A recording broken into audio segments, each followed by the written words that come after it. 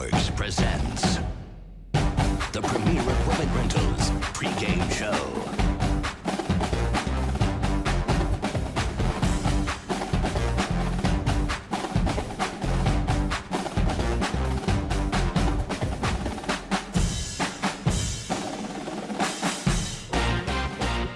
Hi, everybody. Welcome back. High school football game of the week exclusively on Bright House Networks Bakersfield. We are at Frontier High School.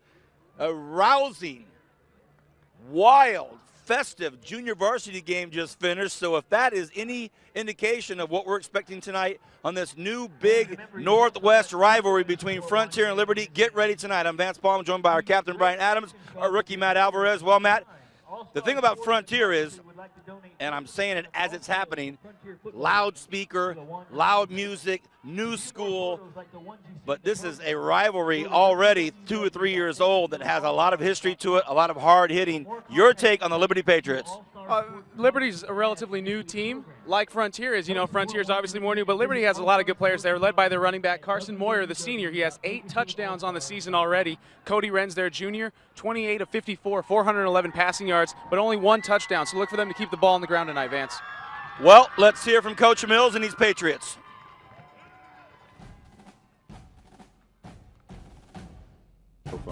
You know, year's been a progression for us. We've gotten better. We've had some good weeks, and then we had a tough game against Clovis East High School, and even though we got beat, the next week we really rebounded against Buchanan High School and got better. And we've been getting better every day, and that's what it's about. Our offense is, you know, we got a quarterback named Cody Renz. It's a junior quarterback. He's really coming into his own.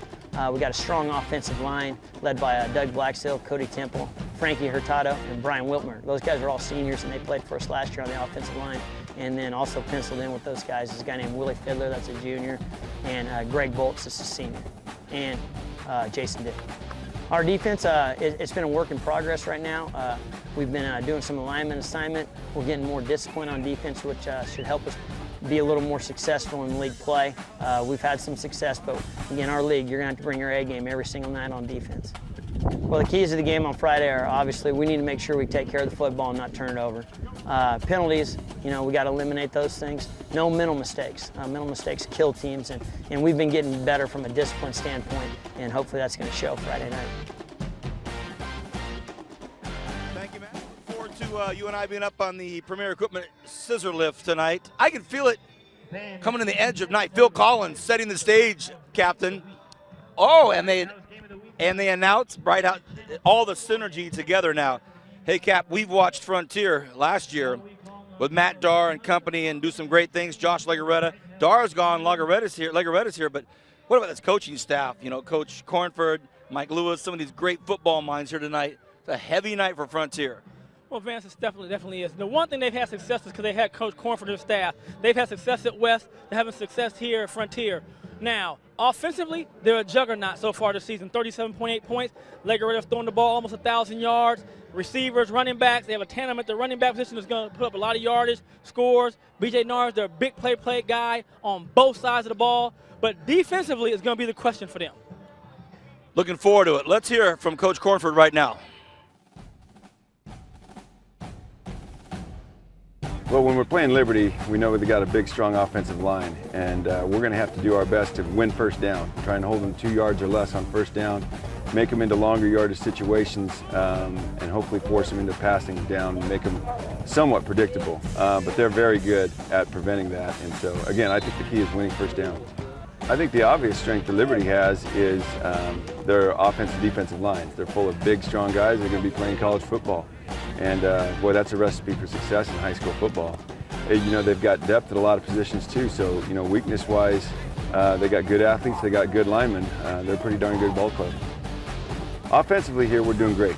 Josh Legaretta's leading our unit very well. He's got 10 touchdown passes already this season.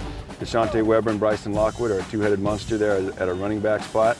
And B.J. Nard and our receiving corps is very solid. We've got a young offensive line, but they've been opening holes, and we're very excited about the future and the present. Defensively, we're really looking to improve. We're young up front again. People have been running the ball pretty well against us. We know we've got to get better in that area. In the secondary, we've been decent for the most part, but we still give up too many big plays. So we're trying to just get our alignments and assignments down pat and fly to the football. And I think when that happens, good things will result.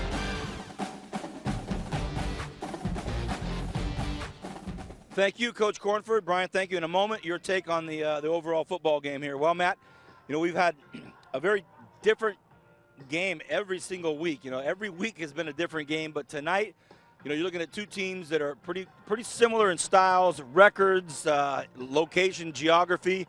What's your overall take tonight? Well, both teams have held opponents to a relatively low number of points as opposed to the games that we've done in the past, Vance. I look for the ball to be on the ground a lot tonight on Liberty's side and look for the ball to possibly be up in the air in Frontier's side. Thank you, Matt. Well, Captain, we've called a lot of Liberty games and a few Frontier games. They both have red, white, and a little bit of close proximity in color, but these students know each other, went to elementary school, junior high school together. A lot of them live within, a mile of each other. No strangers on this football field, but it's all business tonight. Well, definitely going to be all about business. These kids have been playing since Golden Empire NOR days of playing football, so they're familiar with each other. But the difference tonight is going to be if Liberty can control the ball on the ground. If they have to get into a pass situation, I think it's going to put them in a big trouble tonight. I'm excited. For Matt Alvarez, Brian Adams, I'm Vance Palm. We'll be back with a high school football game of the week exclusively on Bright House Networks Bakersfield. We're at Frontier, everybody. Got a job to do? Premier Equipment Rentals is your answer. Residential or industrial, we've got exactly what you need to get the job done. Whether it's a drill, trencher, bobcat, backhoe, or excavator, you can always count on Premier Equipment Rentals. And with our new extended hours, we're available when you need us. Check us out at 3217 Patton Way and 5001 Stein Road, or give us a call to find out more. Don't forget to ask about our weekend specials. Make your next project a breeze with Premier Equipment Rental. Bakersfield's only sports station that's all sports, all day, every day. Fox Sports Radio 970. With Dan Patrick in the morning and Jim Rome 9 to noon. Home for the world champion Los Angeles Lakers and NASCAR. And now the home for the Bakersfield Condors. No swap shop, no Tradio, no cheap coupons. Sports. It's all we do. Fox Sports Radio 970.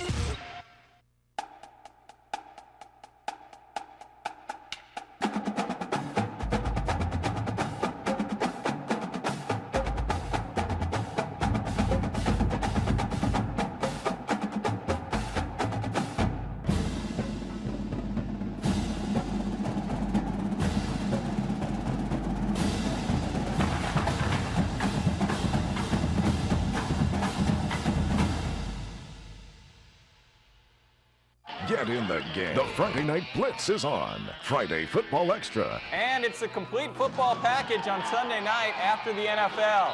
FFX Sunday Night Edition. All the scores, all the highlights, all the stories from the gridiron. Coverage of your favorite school, plus the FFX Game of the Week. Friday Football Extra. FFX, the Sunday Night Edition, only on 17 News after Sunday Night Football. Local football action. Get in the game. Football season's here and I've been waiting all year. Head high, no looking back, no fear, here we go. Pump it up, let's fuel the screaming crowd. Take it up, this is our town. It's Friday night, hit the lights, let's go all out. Hands in on three, together we'll shout. The Bright House Network's High School Football Game of the Week. Sponsored by Premier Equipment Rentals, Audiovisual Plus, KGET Friday Football Extra, Crab Radio 106.1 FM, and Fox Sports 970 AM.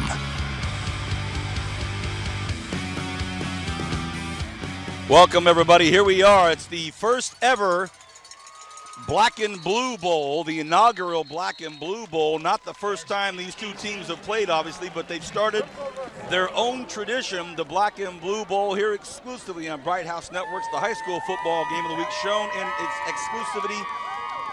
My name is Vance Palm. I am high atop the Premier Equipment Rental scissor lift with my partner Matt Alvarez, and down on the grass, the captain Brian Adams. Brian, after that pregame, we went out in the field and started talking to both coaches, a lot of players. Ooh, boy, high energy tonight. Well, Vance, it's a league game, and all these games mean something now, and you can feel the tension tonight. You can feel it as each week we go. It's going to get a little bit tighter and tighter as we make that playoff run. Well, Liberty kicked off. Frontier will take it. Their quarterback, Joshua C. Legaretta. Legaretta looks to the right side, throws, has his man complete out there and caught by, of all people, B.J. Nard. Well, man, and a late flag. Oh, my goodness. We saw 7,422 flags last week, the Independence and South game. The VCHS and South game. And first play from the line of scrimmage, another late flag. What's the call going to be, Matt? Looks like down on the field, head referee Dennis Matthews is going to dead ball. Wow, they have speakers here, Vance, for the referees. That's high tech. Should have let you know that. My fault. They have microphones for the head referee. They have a sound system that rivals Van Halen in the 80s. This is the new era of high schools here in Kern County. New school, Frontier, few years now, already stamping their name on success here in the athletic realm. Well, Lockwood hits hard. He gets dropped for a couple of yards for a loss. Matt Bryant talked about this. There's high energy. A lot of kids know each other from growing up. They live a couple of streets across from each other. But amongst all of that, this is league play. This is league play, Vance. And, like Brian alluded to, these are the games that actually mean something. In the first week of league play, you always want to get started off on the right foot because in a league, especially in this league, you never know who could go undefeated. Legaretta in trouble, and he runs to his left, comes back to his right, throws to Nard. Nard hit hard, but he dropped the ball already. Cap? Well, Vance, BJ, big play Nard, he's the guy to go to make plays. But right there, get chalked up to Cody Temple. He's the guy, Vance, I'm calling my BLPer, big lights player. He has to be the guy that shines brightest when the big lights are out because he can change a game from that defensive line position. Well, a nice pass out there to Thind. And Brian makes a great point. Cody Temple is, he's one of these guys, Brian. We've called his name for so many years. It's like he's been in high school 5 or 6 years. He's such an impact player. We've called his name so many times. Matt, you talk about a guy like Temple. We've been calling his name for a long time now. Temple's 6'3", 300-pound senior anchoring the defensive line of Liberty. Oh, my gosh. He might get a play right here. Legaretta has enough room for a first down and gets it. Tackle made out there by Bo Hashem, but he does get the first down. We know all about Legaretta last year. He, along with Jacob Adelman and Matt Darr and company, had a great season. Went to the Valley Championship game. We were here, Brian, for that Valley Championship game. 1st and 10, I formation, Frontier. Moving down the football field at the Liberty 32. Oh, my gosh, he bobbles the handoff. And oh, no. Bryson Lockwood runs into number 71 on the tackle, Willie Fiddler there. We're just underway. We're at Frontier High School, home of the Titans. You'll see these huge banners all across the home field stands there, home of the Titans. Here's the pitch out to the right side. It's going to be taken by Fiddler again, and he's cut down, mowed down by who else? Cody Temple. Brian, from your experience and having played in the Pac-10 at UCLA, having played for Valley Championships for BHS, we get some special players that come through Kern County, and one of them is Cody Temple. Well, most definitely, Vance. Right there, he took on the defensive, he took on the offensive tackle and the running back and still made the tackle. Oh, goodness. An errant pass in the middle of traffic. It looked like it may have been intended for Lockwood, but Matt, dangerous pass out in no man's land. Well, when you and your receivers aren't on the same page, that's always going to lead to some hectic times there deep in the Liberty territory. But Ben Lee had a chance to intercept that for Liberty, as you see here in the Audio Visual Plus instant replay. Off of his left arm. Matt, it's 4th and 11. There you go. They've already converted on 1 4th down in this drive, Vance. Legaretta drops back. Only a two-man rush. So Legaretta has a ton of time, but he's still rushed. And he has to throw it up, and it's incomplete. First down, Liberty. Only 2 men rushing, and still got flushed out of the pocket. Well, 2 men rushing, but it was Cody Temple rushing, so he's equal to about 2 or 3 men. So it's a 5-man rush. 5-man rush in essence, but nonetheless, Liberty's defense holds, and now they are going first down the other way. Well, Brian, we've watched a lot of Liberty games. I remember distinctly calling these games when Byron Campbell Jr. was a quarterback for 3 years. Letourneau, Brandon Herron, all of these great linemen also. Remember they had that lineman, one Corey Actis that we talked to before the game. Yeah. Liberty, no stranger to Friday Night Football in Bright House. Well, welcome to Mr. Moyer, because you're going to see him get the ball tonight, Vance. And the first play goes to the aforementioned Carson Moyer. Tell us about Moyer, Matt. Moyer's the 7th best rusher in the county. In statistic-wise, he's run for 112 rushes, 785 yards so far this season, and 8 touchdowns on the offensive end of things. So look for him to get the ball a lot tonight, like Brian said. 9:18 left here in this first quarter, just underway. An unbelievable Friday night. About,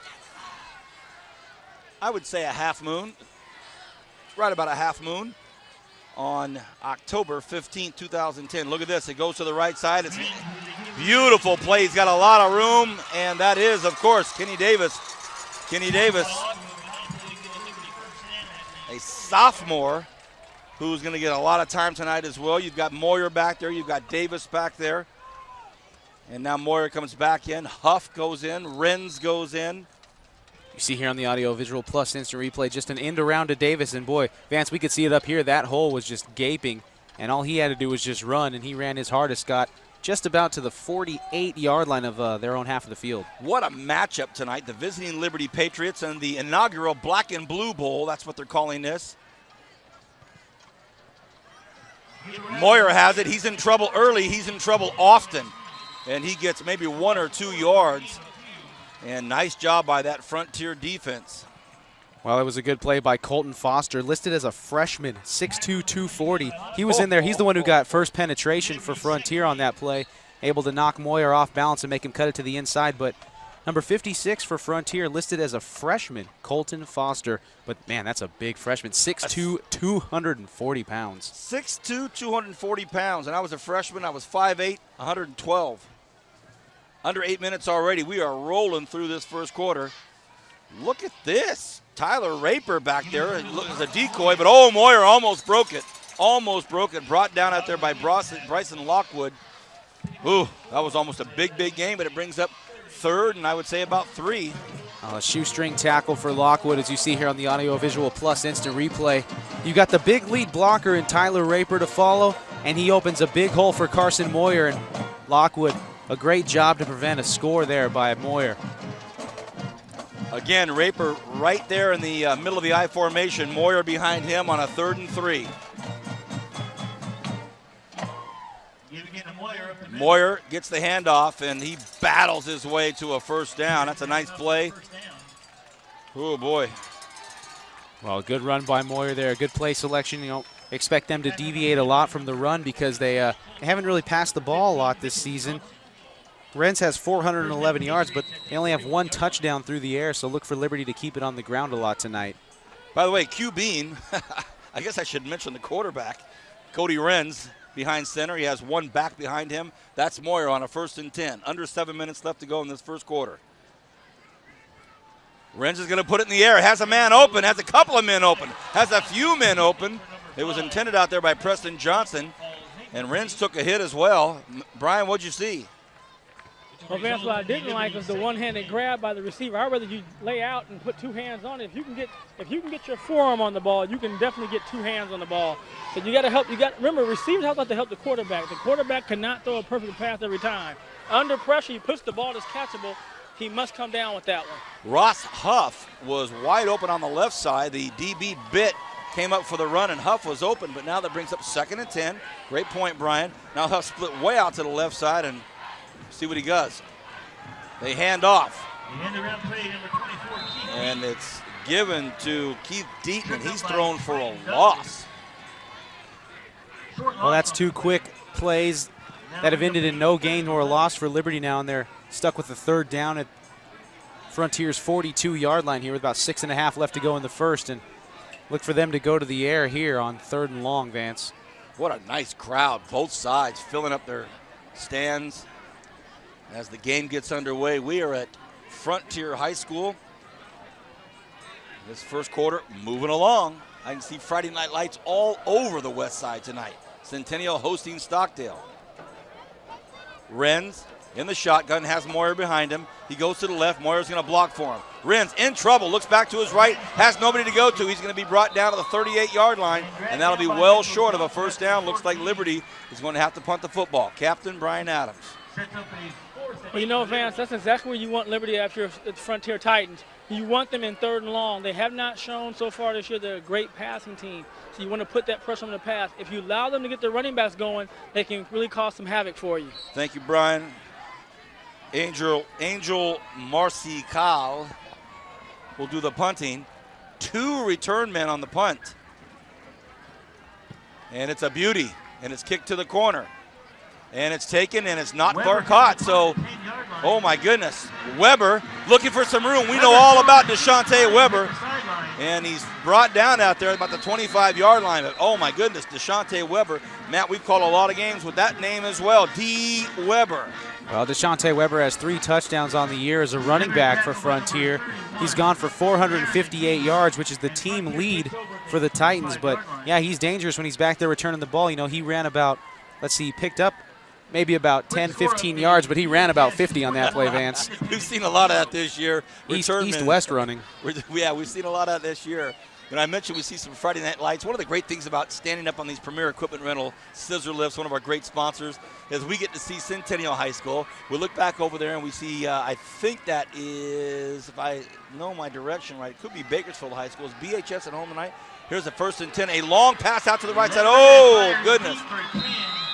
Looking for Tend, or Tend, and that was coming right at us. Garson's High School hosting Stockdale tonight. You see all of these football lights all over the city. It's fantastic.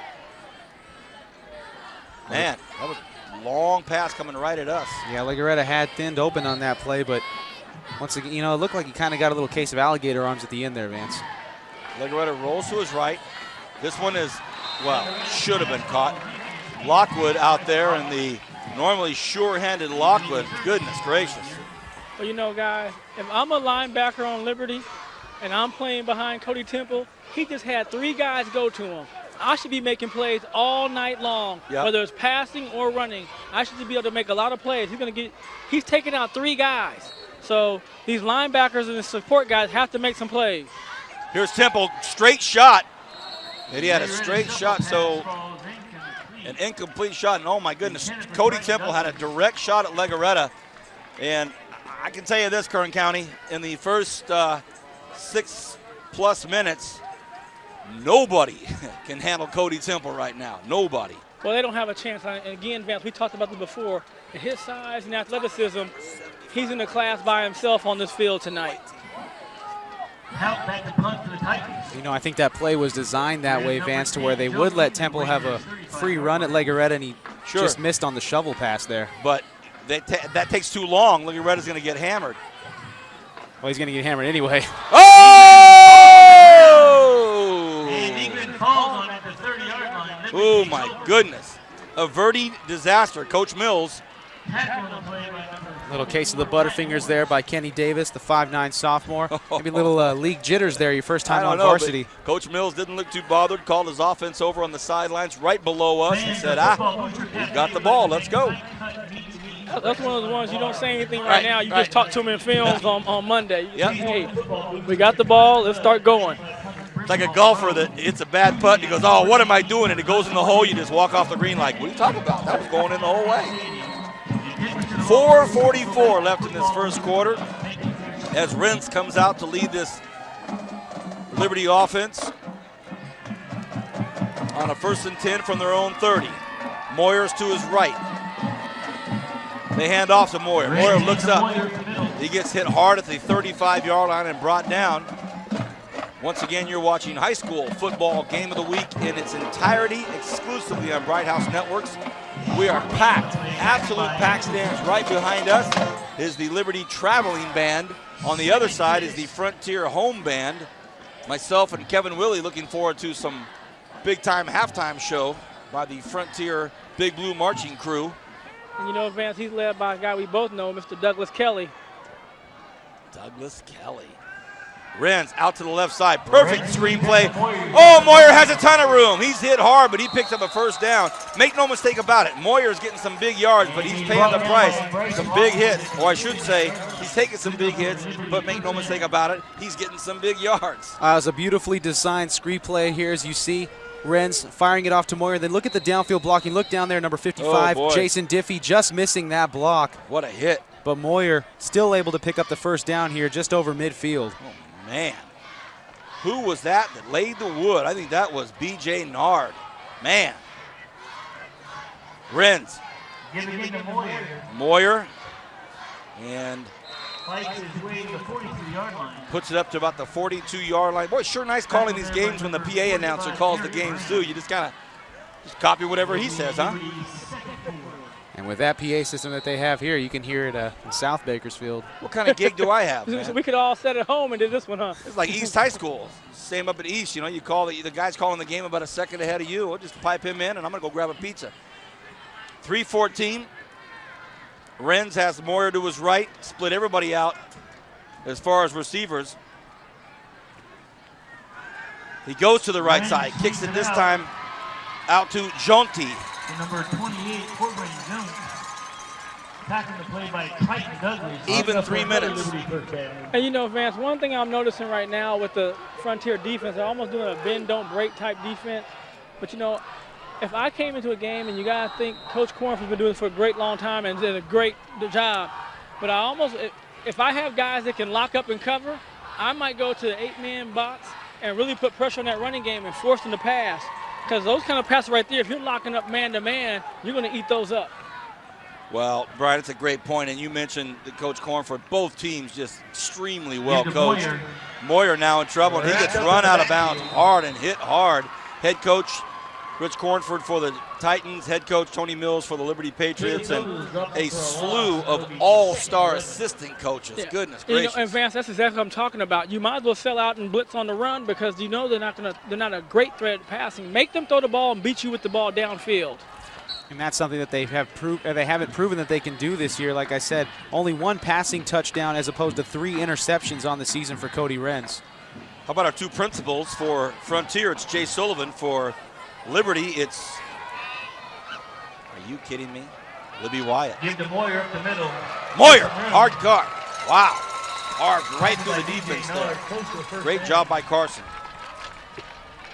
And Liberty does pick up the first down. Well, Liberty got the first down on that play, and they're inside the red zone for the first time tonight on hostile visiting territories. You see here on the Audiovisual Plus Instant Replay. Look at those holes that the offensive line is opening up for Moyer.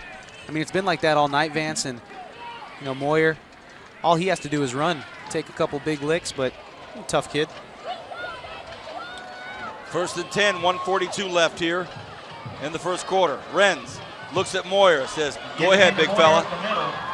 Carson Moyer continues to carve up this defense, and Liberty starting to feel it here late in the first quarter. Well, he's showing you why he's one of the top 10 rushers in the county. Liberty coming into this game with a 3-2 record, and they owe a lot of that to Moyer. 8 touchdowns on the season. You see a good tackle there by Blake Bernard of Frontier to help prevent any more damage. But boy, Moyer, it's almost like he's one step away from breaking a long run here. If it wasn't for that linebacker crew right now for Frontier, well, we say that, and now he's wrapped up hard and thrown down by Lockwood. So we say it and it doesn't happen. We don't say it and it happens. Right on cue, Vance. Bryson Lockwood able to penetrate the offensive line and stop Moyer for a loss here. You see on the AV Plus Instant Replay. Boom, right there. Good form tackle by Lockwood, wrapping up. Not just going for the big hit like you see a lot of these days, Vance. Half a minute left in this first quarter. It's flown by.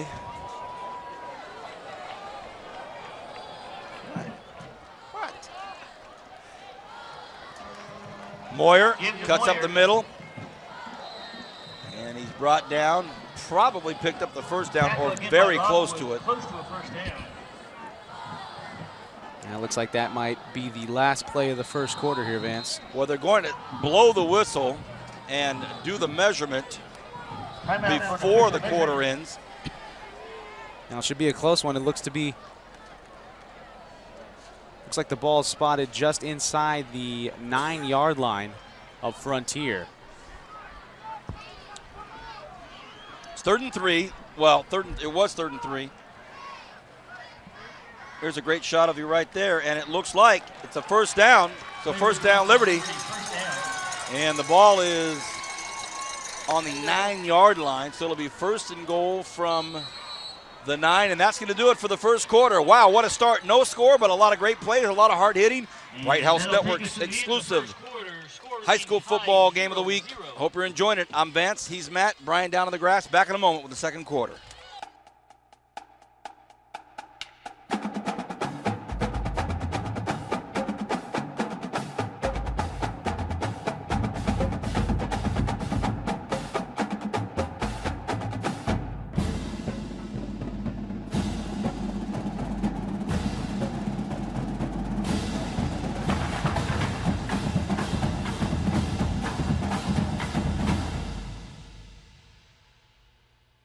Bakersfield's only sports station that's all sports, all day, every day. Fox Sports Radio 970. With Dan Patrick in the morning and Jim Rome 9 to noon. Home for the world champion Los Angeles Lakers and NASCAR. And now the home for the Bakersfield Condors. No swap shop, no tradio, no cheap coupons. Sports. It's all we do. Fox Sports Radio 970.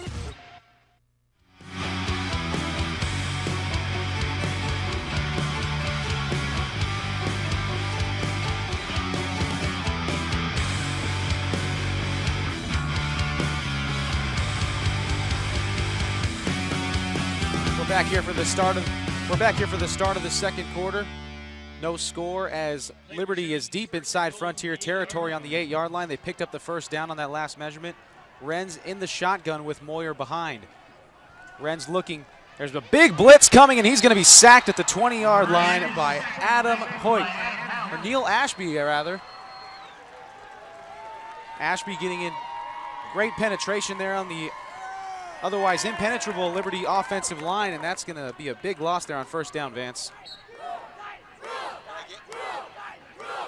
I gave you a bad read. You were right. I gave you a bad read. There you go. I said, Matt, take it. So he takes the intro, and I give him a bad read. Oh, my God. You know what? I'm out. Just underway, second quarter. 2nd and 17 now.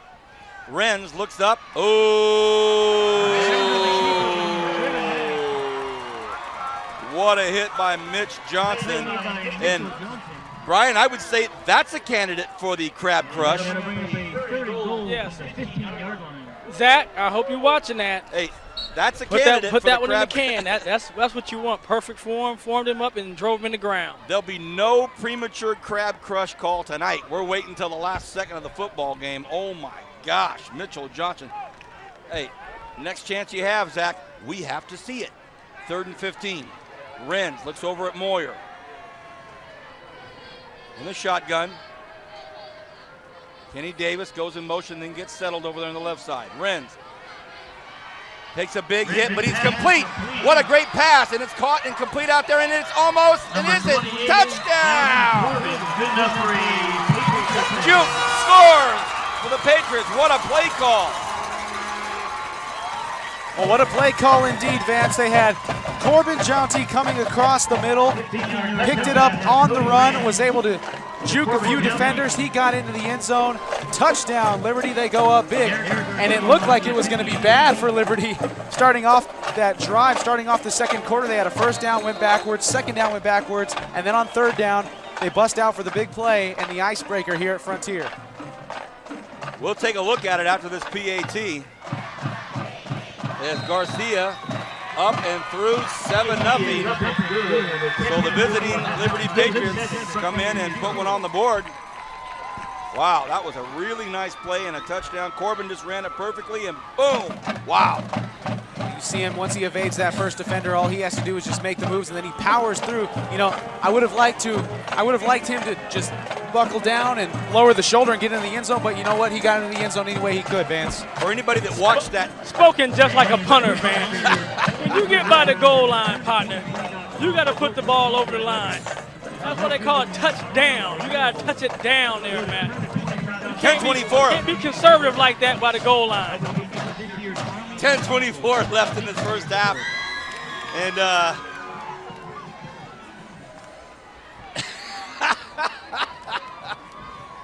pretty interesting. We have certain aromas out at Golden Valley, and we have certain aromas out here at Frontier. We're all out in the, every time we're out here in the open land, there seems to be very interesting aromas coming through here. You guys are picking that aroma up late. It's been out here for about 5 minutes. Wow. Wow. We'll just drop that conversation quickly.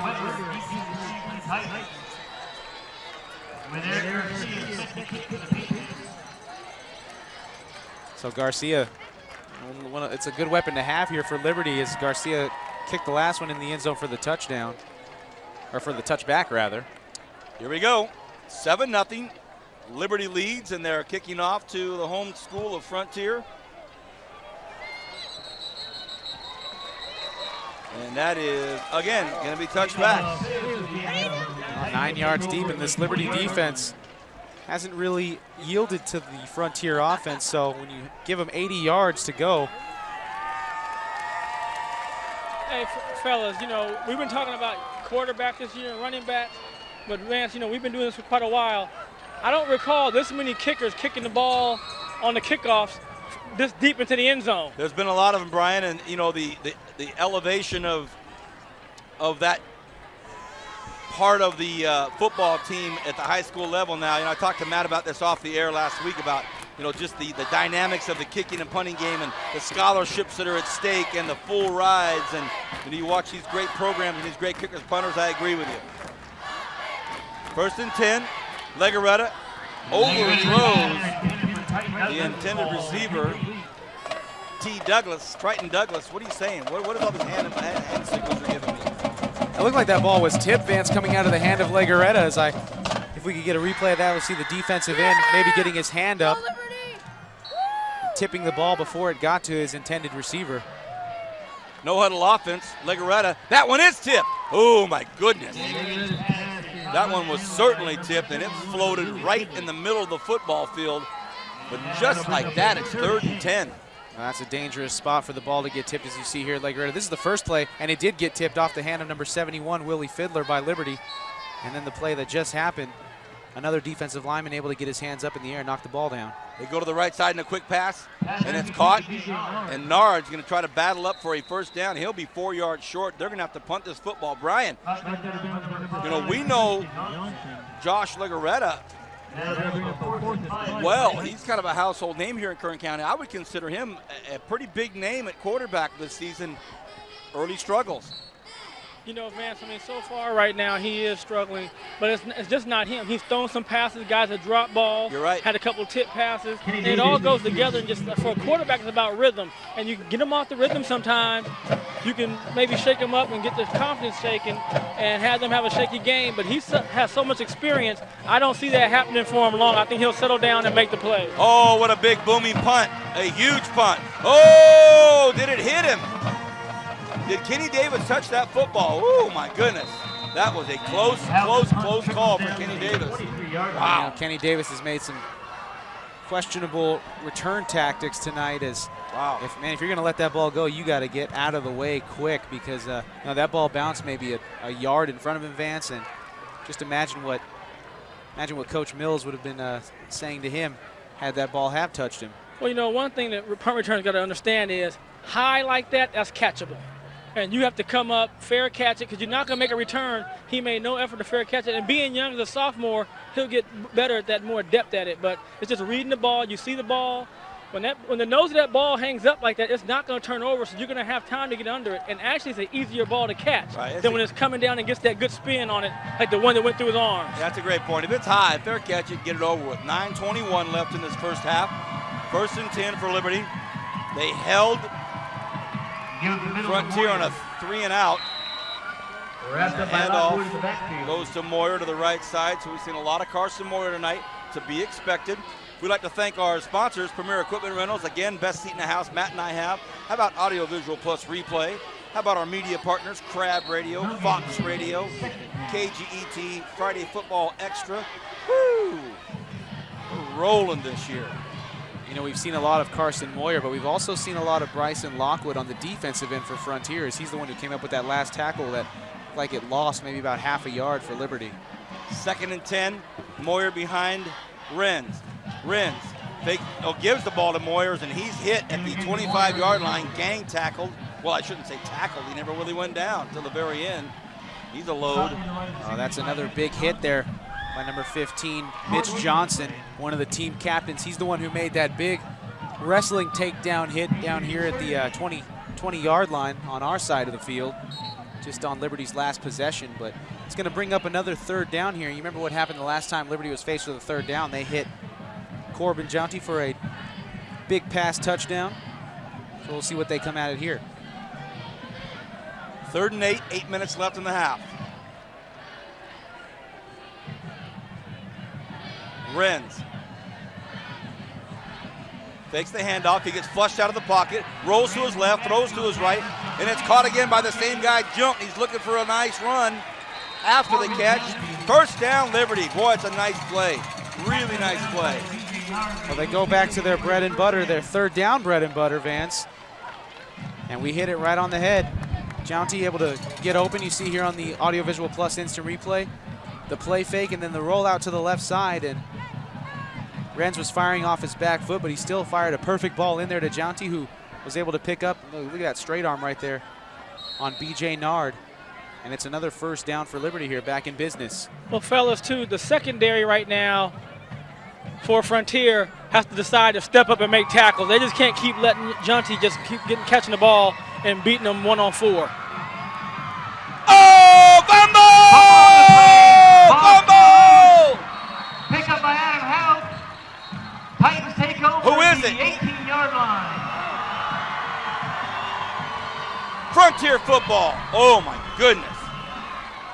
Well, that play went south in a hurry for Liberty. You see here Renz looking both ways, nobody to throw to, and he tries to tuck the ball, but a huge hit by Garrett Brown, another sophomore, another youngster on this Frontier team. And Liberty Frontier comes up with the ball in the middle of that pile. Oh boy, Cody Renz.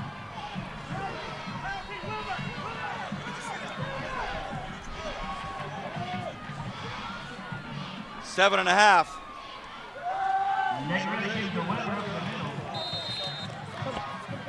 By number 3, Cody Bryant.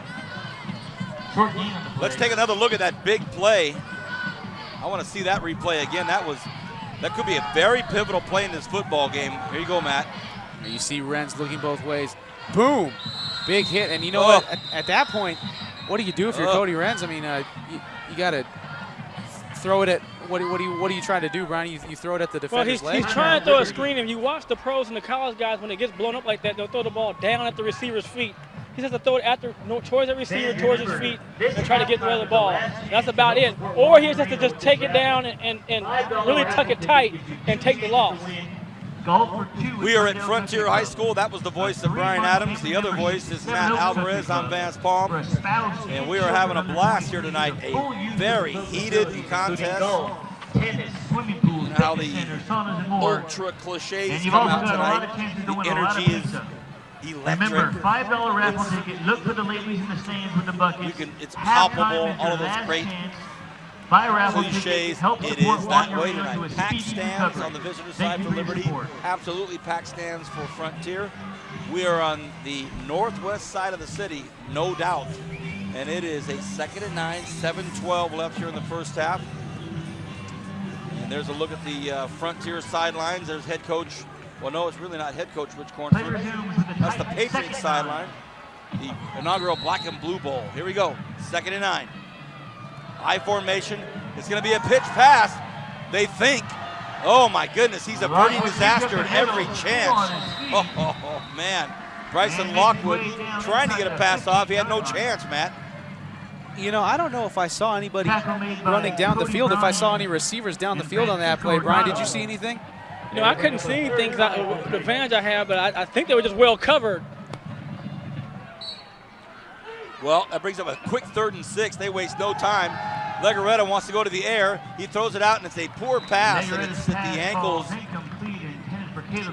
of Nobles. It was intended for Caleb Nobles, and that brings up 4th and 6. Cornford going to go for a field goal.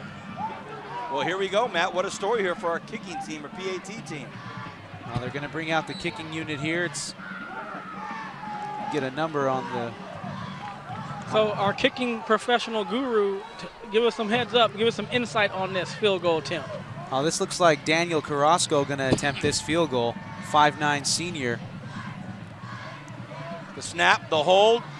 Ooh, sketchy from the very beginning, and did he get it through? He did! 30-yard Wow. field goal hit by Daniel Carrasco is up and good.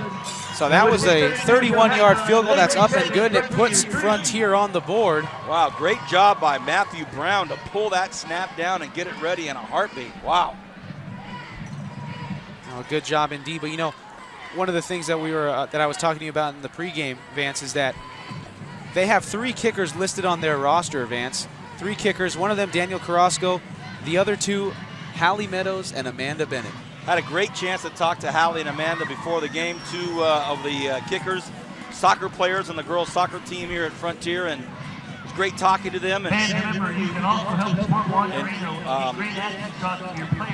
Hallie has an injury, and she was showing me her ankles and saying that she's trying to battle through that. But what a great story to have 2 of the lady soccer players on the kicking squad here for the Frontier Titans. Hallie Meadows has 12 PATs and a field goal on the season. Amanda Bennett has 5 PATs, so you know they're no strangers to putting the ball through the uprights on this field. Even though when they play soccer on this field, they want to keep the ball below the uprights.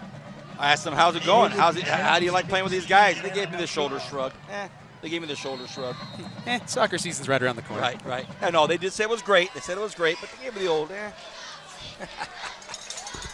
Late girls don't get mad at me. All right, 7-3, Frontier.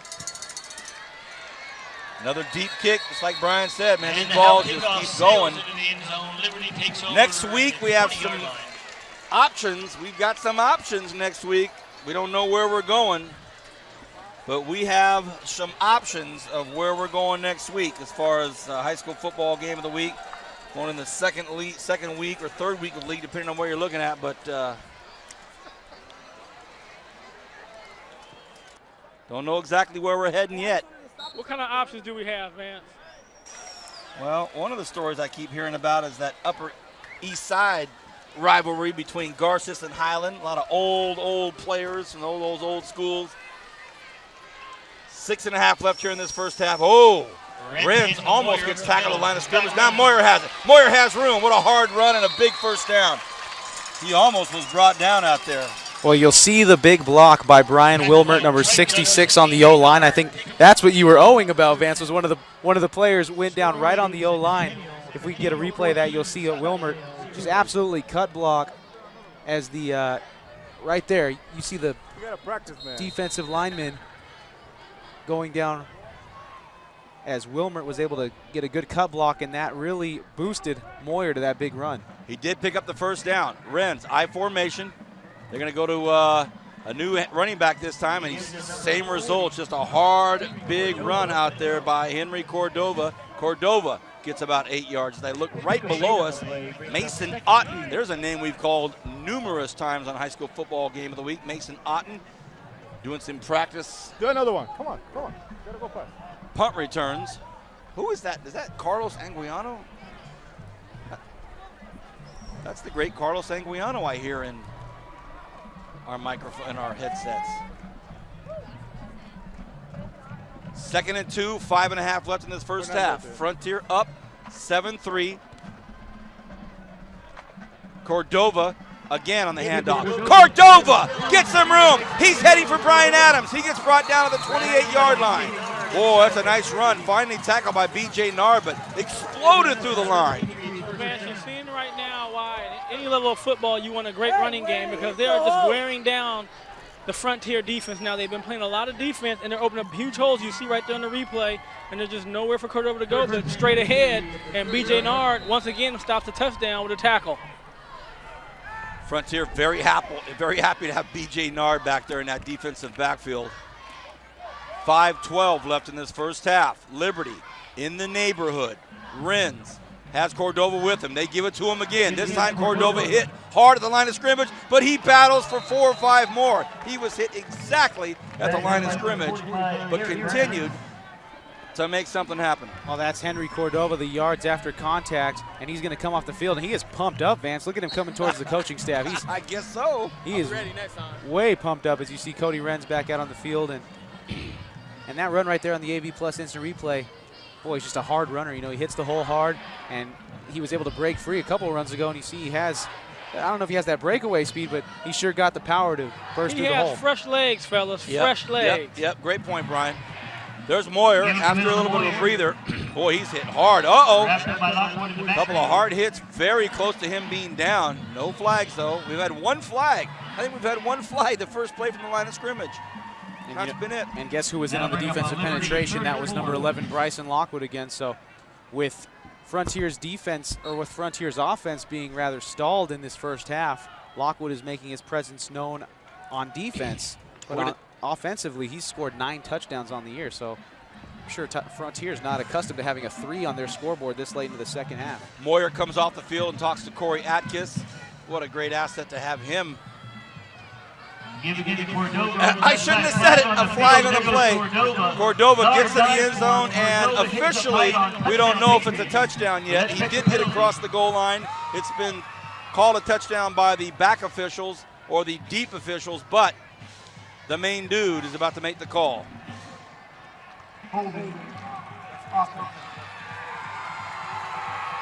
Holding, no touchdown. So that was Dennis Matthews making that call. As we're going to go over our Kern County officials for tonight's game. The referee, Dennis Matthews. The umpire, Dan Harris. The line judge, your boy, Roy Clark. I'm a pickin'. The head linesman, Jim Lippy. The back judge, Josh Huber. And in the box, Randy By. And I'm a grinning. All these gentlemen, members of the Kern County Officials Association, doing a great job for the youth of Bakersfield day in and day out, man. Basketball season's coming up. If you want to be a basketball official, start off at the freshman level, maybe to the JV level. Get up to that varsity level, do some officiating. How about soccer? How about baseball coming up? 3rd and 11, that touchdown call back. Now Renz is going to tell Cordova, get off my right side, come to my left side. Huff out to the right side. They look for Huff. No, they kick it off to Kenny Davis. Kenny Davis takes one hit, stays on his feet. Kenny Davis, takes a couple of big hits right below us. That angle that you have right there, well, the angle that you did have is right where we're at, and he's right below us. Well, they're going to bring Garcia out now to attempt a 42-yard field goal, Vance, as the ball spotted at the 35. You know, we've seen Garcia's leg strength. He's been able to get him into the end zone on kickoffs, as you see there with Kenny Davis. Yeah, he has great balance, and you know he's able to evade that tackle from number 22 on the Frontier roster, who Look at this. is not listed. Look at this, Garcia for a 42-yarder. The snap is perfect, the hold is perfect, and the kick is no good, wide right. Well, he had the distance, Vance, and he had a chance to put Liberty up by a touchdown here with 2:50 left to go in the second quarter. What do you see, Matt? Anything that gives you any kind of indication of what happened there? Well, I'd love to see it from a behind angle, but you know, he had the distance, like I said, and looked to be pretty good form, but sometimes they go in, sometimes they don't, Vance. Now, Matt, I'm not a kicking guy, but I noticed like on some kicks, the ball seems to have more of a stronger push on it, and that one seemed to kind of like just go up and kind of hang. Is it how you hit the ball, or tell us more about it? It's really where you put your plant foot, Brian. If you put your plant foot closer to the ball, you're going to hit the ball, make it go higher. If you put your plant foot more away from the ball, you're going to drive it more. Right. Here we go, Legaretta out to his right side, fires one, and boy, that sure looked good. That was off his back foot on the run, and it's a first down just like that. So just what you're talking about, Brian. You know, Vance, and again, he's had so much experience in big games already. He's a BLP, he's a big light player, Vance. We already know he performs well when it comes out. Now is can he sell his guys down and get that rhythm and get his momentum? 1st and 10, 2:43 left. Quick give up the middle. They give the ball right up the middle of the football field, and They get a couple, but it's a no-huddle offense. They want to make something happen here at the end of this first half. There's exactly 2 minutes and 30 seconds left. It'll be second and about 6 yards. I formation for Legarreta. He looks out to his left side. Nope. He's going to keep it. Legarreta in trouble. Gets brought down after about a 1 yard gain. And the usual suspects in there on the tackle. And we want to mention that Cody Bryan, number 3 for the Patriots, has been in on a lot of tackles as well as Preston Johnson. It's not all Cody Temple. It's a lot of Cody, but there's some other guys. 3rd and 3, Matt, I formation. Well, you have Legarreta now adjusting the audibling at the line in the I formation, backing up, fires a pass to the left side. It's caught! Legarreta fires complete. What a catch out there by Thin. Gorman clean with the catch. And they pick up a big first down with 1:45 left to go. Oh, what a pass. What a pass. Legarreta fired that picture-perfect pass, and Thin did a great job to pull it in, and he had good protection. I mean, Ben Lee did everything he could on the defensive end of things. Back to the I formation, first down. This time they go to the run. They kick it out to the left side. And it is Lockwood on the run. You know what? Maybe Coach Lewis and Tackle on the play by number 20. Legarreta somehow heard me and they said, what's Palm talking about? What's Palm talking about? Well, you know, Vance, one thing with Legarreta that he throws that reminds you of what Cody Kessler. They know where to throw the ball to. Right. And that separates some of the better quarterbacks from the good guys to the great guys at this level. And he's a great high school quarterback because he's able to throw the ball to where he wants it on a lot of passes. Bryson Lockwood up the middle. What a great run. Oh, he almost got away. That would have been an incredible run. Finally wrapped up out there by Ben Lee. Tackle by number 23, Ben Lee. A couple of nifty moves out there, almost broke him free. Well, they'll move the chains. It's going to be enough for a first down, but you see Lockwood here taking the handoff and going up the right side, evading a tackle, and then cutting it back to the left side. And another whoop, like Chris Berman does it. And a good tackle there by Lee. Give again to Lockwood, bounces to the left and up back up the middle. Lockwood runs out of real estate there. No timeout taken yet. Who's going to call it? Tackle by number 4. They called it on that, Vance. Remember, they still have 3 timeouts, guys. Right. So they have plenty of time. You know, very interesting on that play call. And they ran twice, then threw on 3rd and short, threw a long ball. Then they've gone back to the running game. But they did have 3 timeouts. They knew they had time. You know, one thing that, again, is you talked about the other guys from Liberty making tackles, Vance. You have to, if you have a guy that's getting double teamed and triple teamed sometimes, those other players have to make plays. And one thing right now they're not doing is they're not getting the pressure on Legarreta that they had earlier in this first half. And on this drive right here, with the exception of the rollout when he had a little bit of pressure, he had to throw off the back heel, he's had plenty of time to throw. And also the offensive line is doing a good job of finding holes for the backs to run through.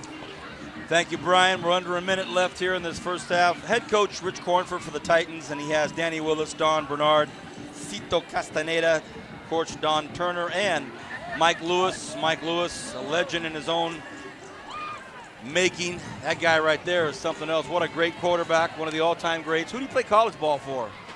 Played a little baseball at UCLA, so you know that's my Bruin buddy right there. Here we go. Legarreta. Uh-oh. That's frustrating after the timeout. Yeah, exactly. They call the play, and just like that, they march it back 5 yards. You know, right after you call timeout and the coach tells you what count to go on, and you jump. It's not your quarterback telling you, it's the head coach telling you what count to go on. Well, moves it back. You know, where's Cody Temple been in the second quarter? That's what I'm wondering. Well, as Brian alluded to, you know, they haven't gotten a lot of pressure in the backfield in this second quarter. Very quick offense and no huddle offense. They've kept it quick. Legarreta fires across the middle, has his man. Is it caught or is it intercepted? It bounced off his chest while it was on his back. Well, tie goes to the receiver, Vance. Oh, my goodness. Nard holds on. Nard attempted to make Titans the at the catch. 5-yard line. He fell on his back. The ball bounces up, and it could have been picked off, but Nard pulls it down. Watch this. Oh, the pass was a little low. Nard up in the air. That was a great catch. Weber's going to try to get in from there, and there's Cody Temple. Well, you talked about Cody Temple, and one of the things that's been happening, as you alluded to earlier, they're doing 2- and 3-man rushes. And so, also remember, Cody Temple's playing both sides of the ball. Right. And so he might be offense. getting a little bit of worn down, so he's taking his break on defense. But at some point, I think you're going to see them blitz some linebackers in the second half. I don't think they're going to do it much right now with 38 seconds left. But this defense has played well so far in this game.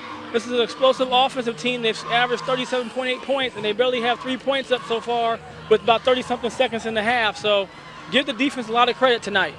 Well, you know, on the other hand of that, Liberty was only giving up 16.6 points a game for opponents.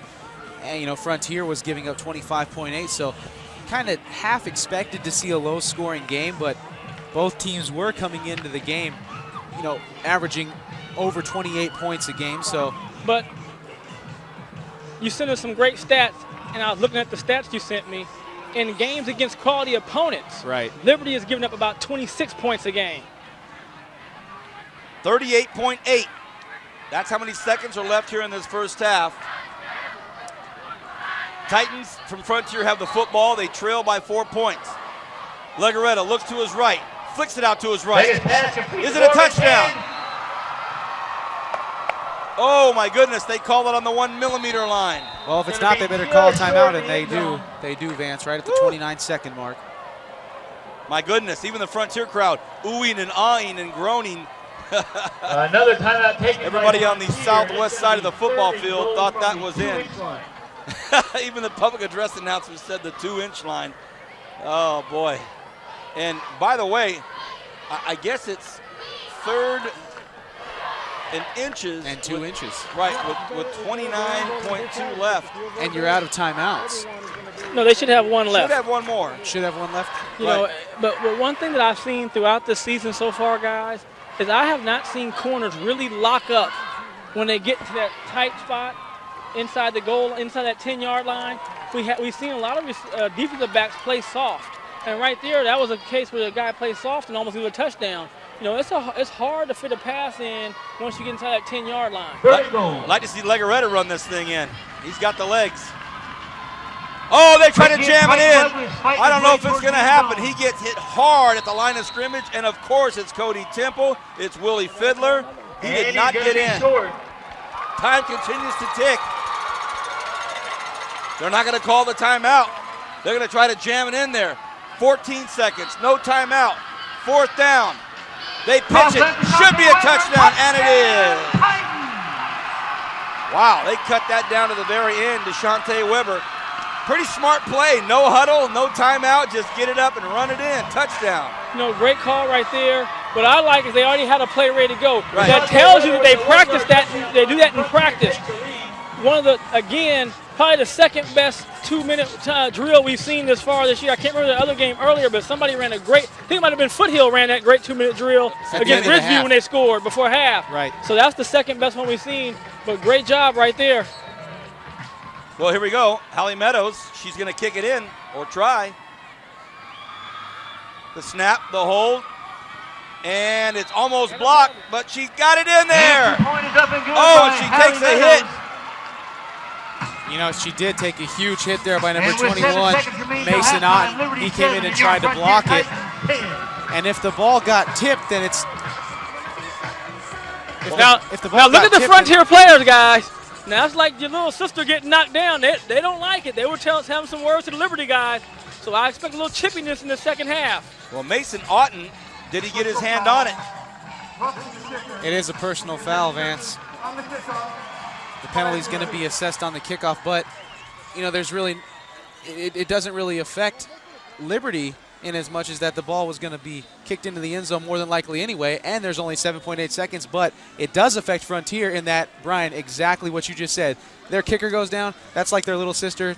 They're going to come up fired up for the second half, that's if for you'd sure. have got knocked down, we would have cared about you to get up from this play. But she gets knocked down. They got to come to her defense. And I mean, they jumped up real quick, guys. I don't know if we can see it, if we have the replay of it. But they jumped up real quick and had some words to say to the Liberty Patriot players. That's not good. Well, there's two sides of the argument. No matter who's kicking it, you're going to try to block it. So they went after the block, didn't get it. She did go down, and now Frontier is going to the locker room saying, "Hey, if for some reason we needed some more reason to get after it, right? Let's do it now." But now, I would think that this football is going to be kicked to Cal State.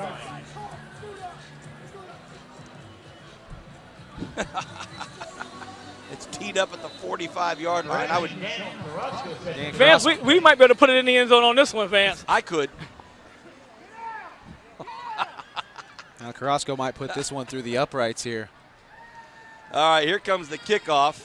It's a moot point, I'm sure. Daniel Carrasco is going to smack this thing. Oh, he go for the onside. Does it make it? Does it make it? Who's got it? Fumble! Now it's getting chippy. Now it's getting chippy. I told you. Oh, boy. Oh, boy. I told you, Vance. Yep. Both sidelines starting to empty now. Boy, who's in there? Who's in the middle of that? That's no flags. The officials did a great job of letting it kind of diffuse by itself. No flags. So with 4.1 seconds left in the first half, this could be probably the greatest opportunity for coaches at halftime right now to start talking it up, Captain. Here we go. Locker room chat.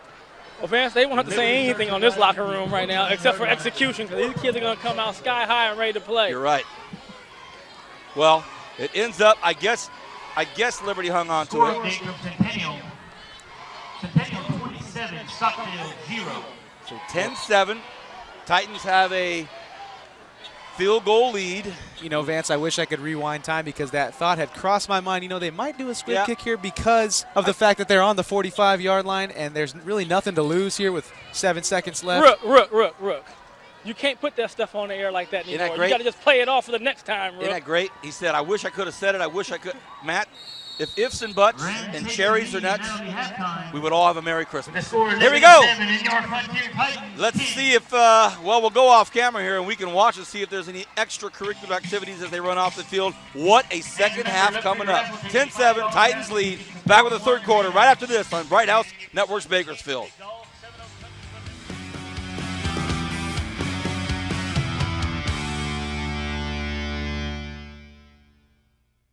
Got a job to do? Premier Equipment Rentals is your answer. Residential or industrial, we've got exactly what you need to get the job done. Whether it's a drill, trencher, bobcat, backhoe, or excavator, you can always count on Premier Equipment Rentals. And with our new extended hours, we're available when you need us. Check us out at 3217 Patton Way and 5001 Stein Road, or give us a call to find out more. Don't forget to ask about our weekend specials. Make your next project a breeze with Premier Equipment Rental.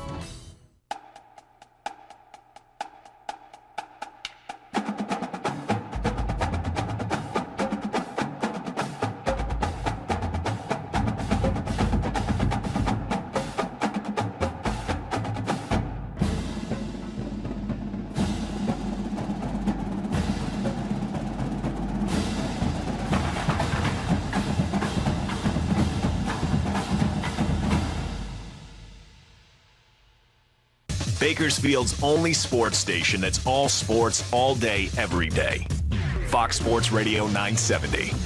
With Dan Patrick in the morning and Jim Rome 9 to noon. Home for the world champion Los Angeles Lakers and NASCAR. And now the home for the Bakersfield Condors. No swap shop, no Tradio, no cheap coupons. Sports. It's all we do. Fox Sports Radio 970.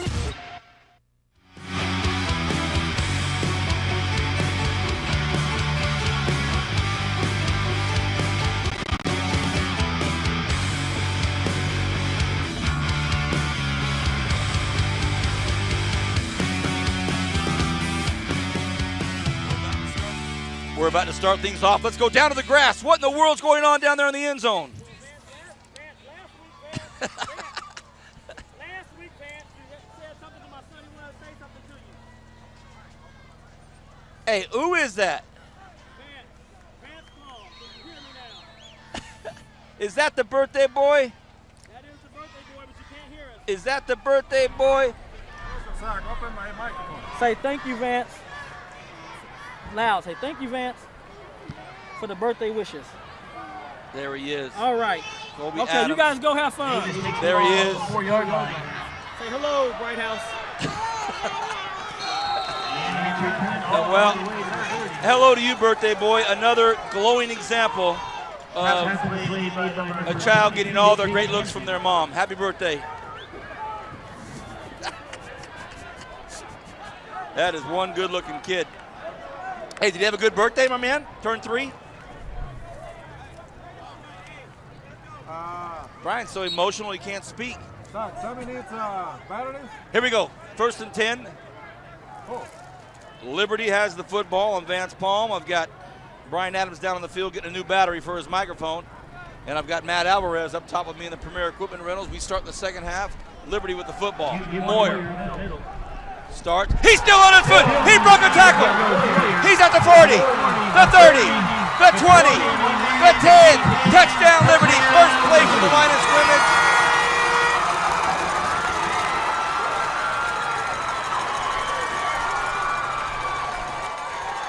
The Liberty Patriots on the first play from the line of scrimmage. Somebody didn't wrap up. Somebody didn't hold him up.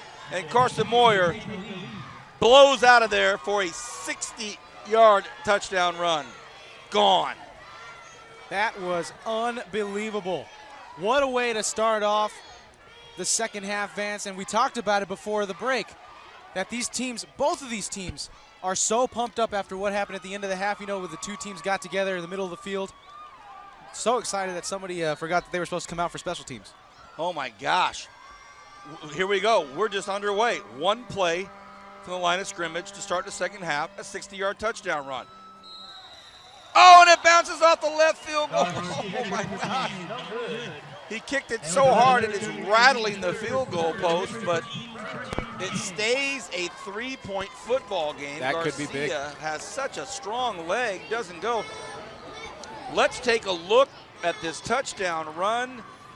Carson Moyer takes a handoff, and we're hearing from our truck that we didn't get a grasp of it for a replay, so we won't show it to you.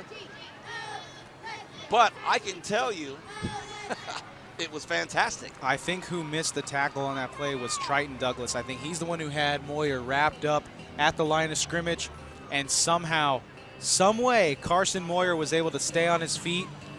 He emerged and he took it all the way, Vance. What a way to start off the second half. Fans, remember that tonight is the first annual Black and Blue Bowl, and the winner of tonight's game will receive a trophy that they can carry. So 13 well, to 10.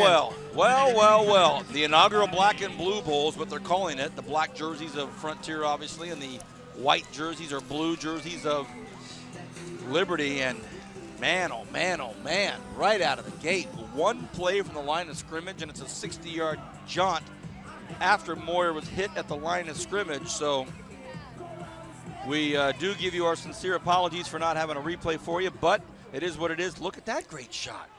Halloween right around the corner. Ow!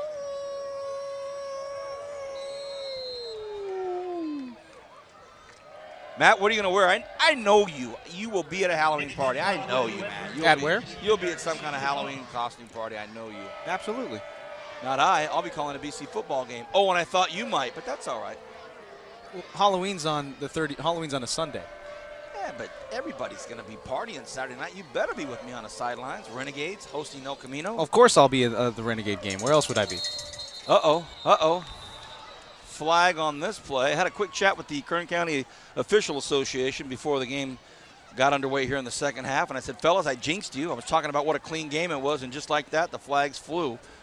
And, we had a quick little brief chat with them about that last PAT attempt where the kicker was knocked down, and not a ferocious big hit, but did make contact, and they, didn't make too much of it. Well, Captain, just like that, one play line of scrimmage, Moyer, 60-yard jaunt. Well, Vance, one thing we talked about is they've been running the ball well, and Moyer's one of those guys, he just runs so hard, and we've seen him the last couple of years as well, that he's eventually busts through. And he does have enough top-end speed against Frontier, as you've seen, if he doesn't get stopped or shoestring tackled, to pull away and take it to the house. Liberty now will kick off. Garcia, pound to the left upright. Didn't get it through, and now this is a long kick. It's going to be returnable. It's taken by Lockwood at the 5-yard line. Lockwood looking to go right at the middle of the football field. Lockwood still on his feet, looking for some room. Lockwood cuts back and brought down at the 49-yard line. So we'll see. We got some pushing and shoving after the play again, Vance. I know you saw it. Right there, Mason Otten right in the middle of it. Ben Lee doing most of the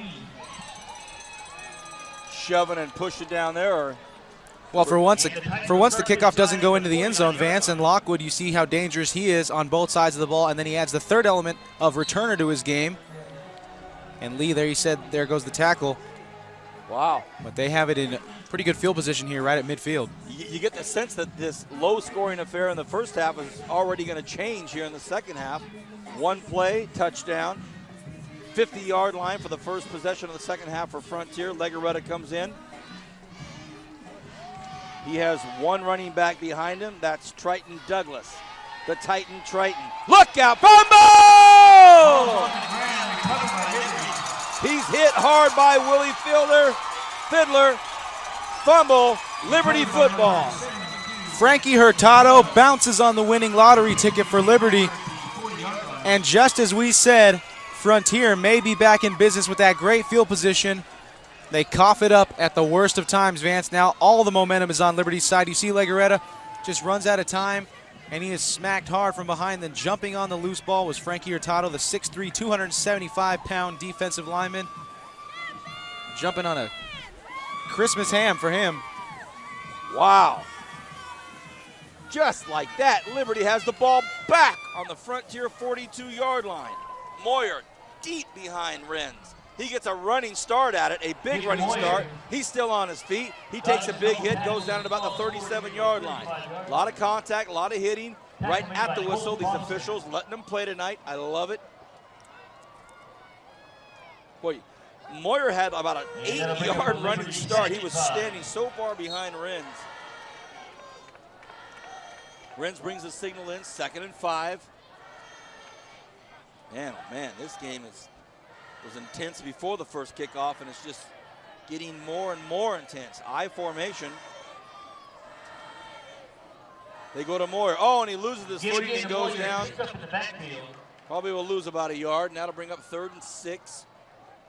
Brian, we have not seen a lot of passes tonight. The ball's not been in the air at all. So 3rd and 5, Liberty. Do you think either offensive coordinator changes that equation?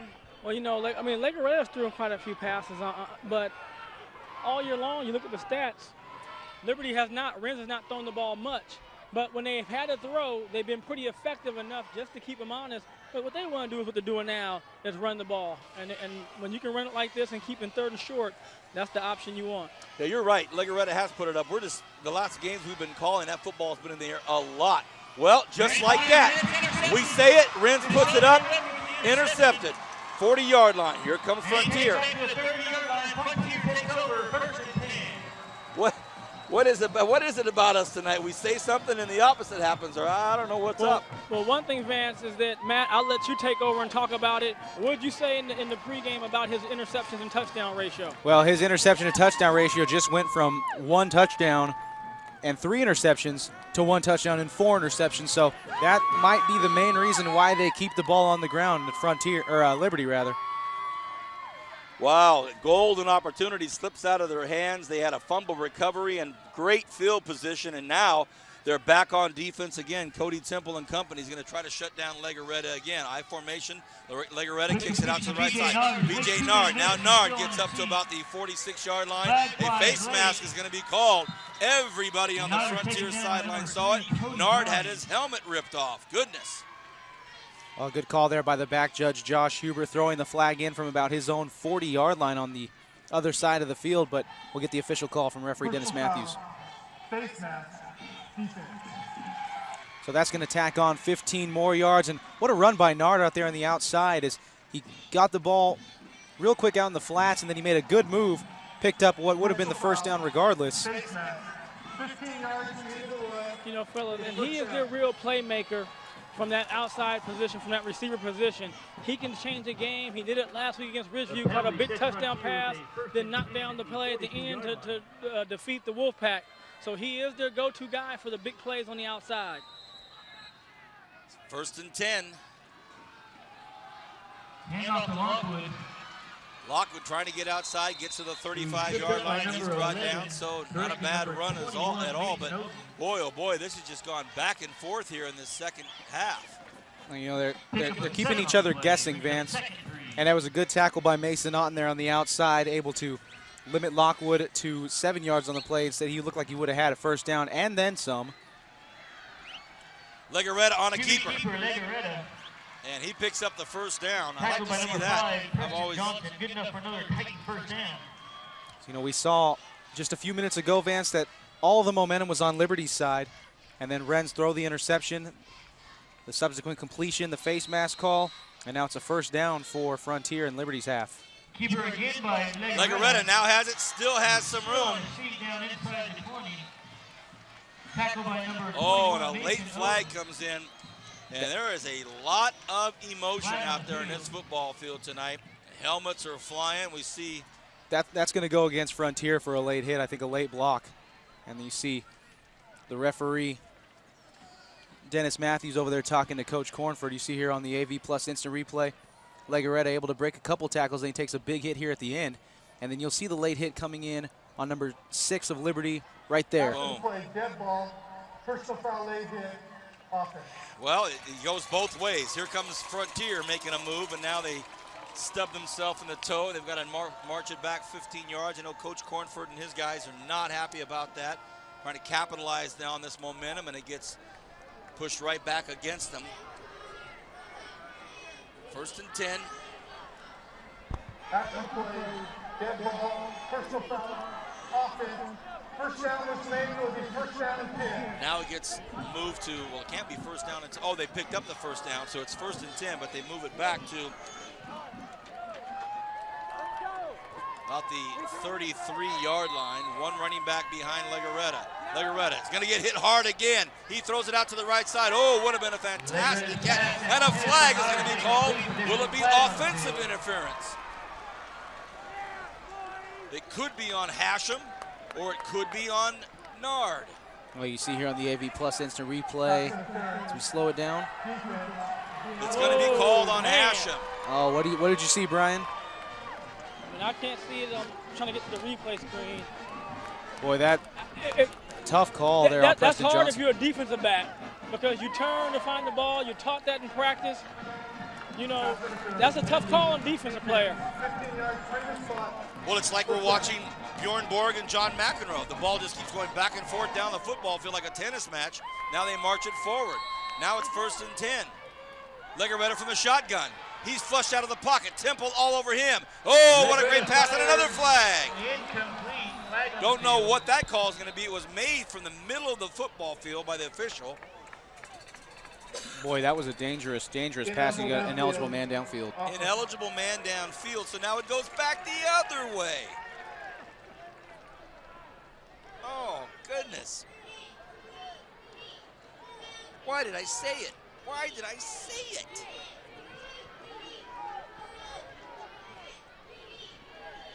I should have never said it. Offense. 5 yards previous spot, replay the down. Wish we had All of a sudden, there's a ton of flags. Wish we had a piece of wood up here to knock on Vance. Oh, That's boy. going to go as I believe that goes as a loss of down. Well, they've got it at 1st and 15. Legarreta, quick drop, throws it at these shoelaces of Den. So what we thought was going to be a free-flowing second half with some long plays and big scores has now turned into a discombobulated, penalty-plagued last 2 or 3 minutes of this back and forth. 8:49 left here in the 3rd quarter, 2nd and 15. Legarreta throws deep out to his left side, and it's caught. What a nice play down to the 1-yard line, caught by Den. Touchdown, they gave it to him. Oh, his foot was out of bounds, but they gave him a touchdown. Matt, you and I saw him out of bounds, but he's in. He's in nonetheless. No instant replay in this game, and the Titans go right back on top. 16-13 pending this extra point here by Hallie Meadows. Well, here's Den. He is well out of bounds. That's why I didn't call it touchdown.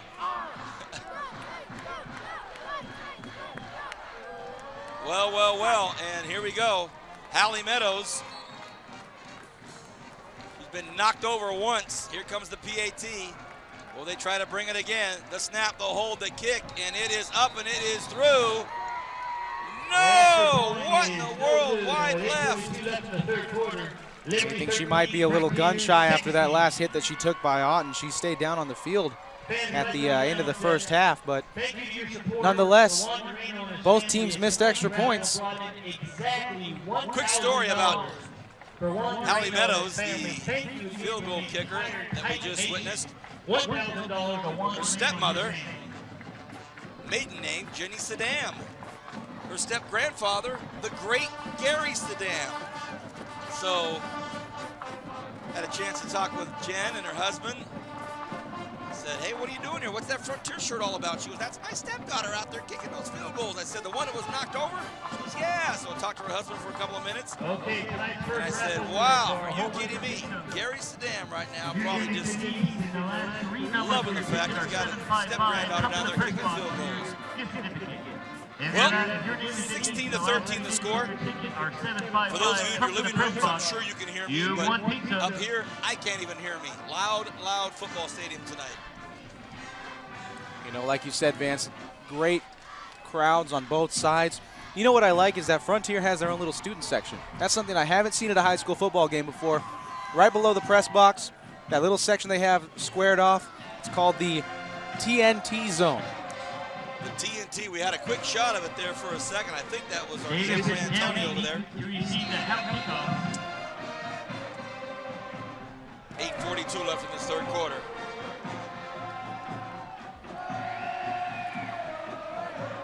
Well, what a game, Vance, so far.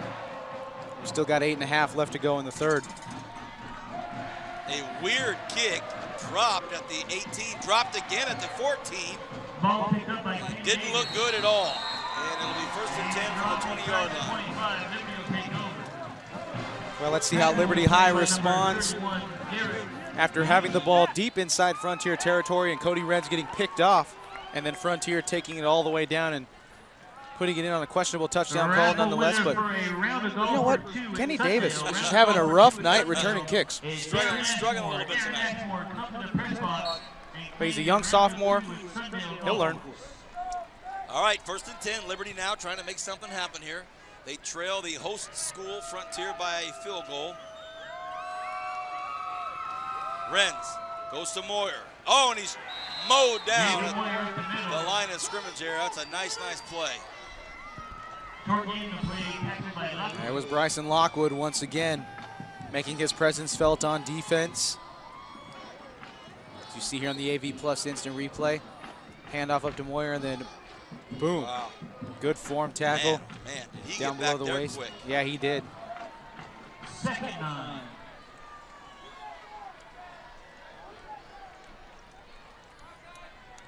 They gave him a yard, 2nd and 9.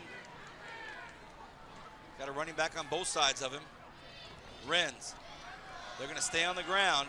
And he's met at the line of scrimmage. That's Junty, and he's trying to make something happen there. He's not going to get anything out of there. Brian, I'm sure they're thinking, hey, I don't see him passing right now, so it's going to be run, run, run. Well, Vance, you know, now you see, like I said, Coach Corner made an adjustment. You see now they're coming more aggressive on the 1st and 2nd down against that run. They know that they're a one-dimensional team now. The question is, he had the receiver open the last time. Get back that little rollout, and he can make a nice pass. They should be able to pick up a 1st down. 3rd and 7. He's in the shotgun, and they bring everybody in. He's gonna keep it. He's gonna be thrown down. So 3 and out, just like that. They're gonna have to punt this football. Well, Vance, you know, one thing, guys, they might be in trouble because I told you about Legaretta. As he gets going, that confidence starts going. He's throwing some balls right now where only the receivers can make plays. And you let this kid come out here, I said, with his potential and leadership and what he's been through last year, he's going to be a dangerous guy in this next drive. I think Liberty's defense has to get the ball back and cannot allow another touchdown. They're going to have to punt it, 4th and 7. Timeout, Titans. So Frontier takes a timeout right now. Coach Lewis calling them all over there, wants to talk to everybody. What do you think Mike Lewis is talking about right here with his squad calling a timeout? Michael Cook, come to the press. You know, one thing he's probably going to tell them is, one, watch out for any kind of fake. Even though they're deep, you never know. Secondly, the way he's been kicking the ball, you may get a good return out of it. Because he's kicking the ball deep enough and long enough, you just want a short one. If you can get that short, long one, you can maybe put some pressure on him on the return game. Well, you know, with two returners that Frontier has back deep, you might even look for a cross play where one of the returners hands off to the other one going separate directions. There could be devising all kinds of tricks in that huddle over there on the 40-yard line of Frontier sidelines. That's the voice of Matt Alvarez, Foothill High School Trojan kicker, University of Arizona product. Now he's a news reporter here for Kern Radio 1180. Joins me on the sidelines for BC football games. The meteoric rise of Matt Alvarez. 4th and 7. With Nixon and Weber waiting to return. Man, Weber at the 48-yard line. Who's over there with him? Is that Nixon? It is Kyle Nixon. The snap is perfect. It's a high, booming spiral punt, and it's going to go out of bounds, and it's a nice punt. Really good punt.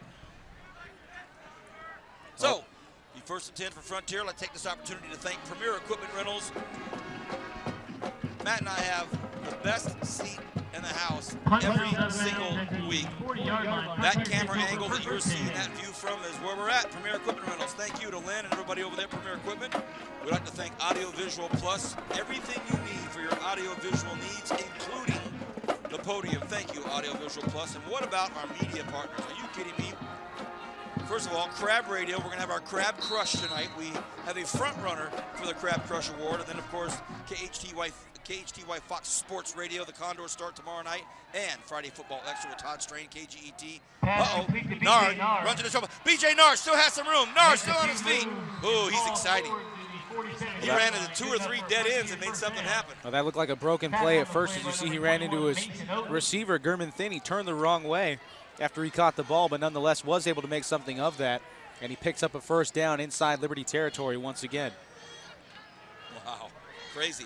I formation, they got a 1st and 10 out of it. They're going to go around. Nard takes it around the corner now. Oh, nice job by Liberty defense. They stayed right there. Nice tackle out there by Kinder, and of course he was helped by Willie Fiddler. Fiddler's all over the place tonight. We talk a lot about Cody Temple, as we should, but Fiddler sure had a nice football game. That's just a big physical defensive line there from Liberty. But nonetheless, Nard was able to pick up 4 yards. It's going to go as a 2nd and 6 now. Legaretta throws. Oh, had a man open. Ooh. Dine was out there and yeah, he sure was. He was open down the far side, or down the near sidelines rather, on the far side of the field. And that's going to bring up a big 3rd down here in the 3rd quarter. If Liberty can hold here, they might be able to pick up some of that momentum that they lost after that interception. 5:52 left in the 3rd quarter. 3rd and 6. Legaretta on a keeper. Legaretta trying to get what he needs. Gets very close, and no, he does pick it up. Gets the first down. So play by number 21, Mason Ogden.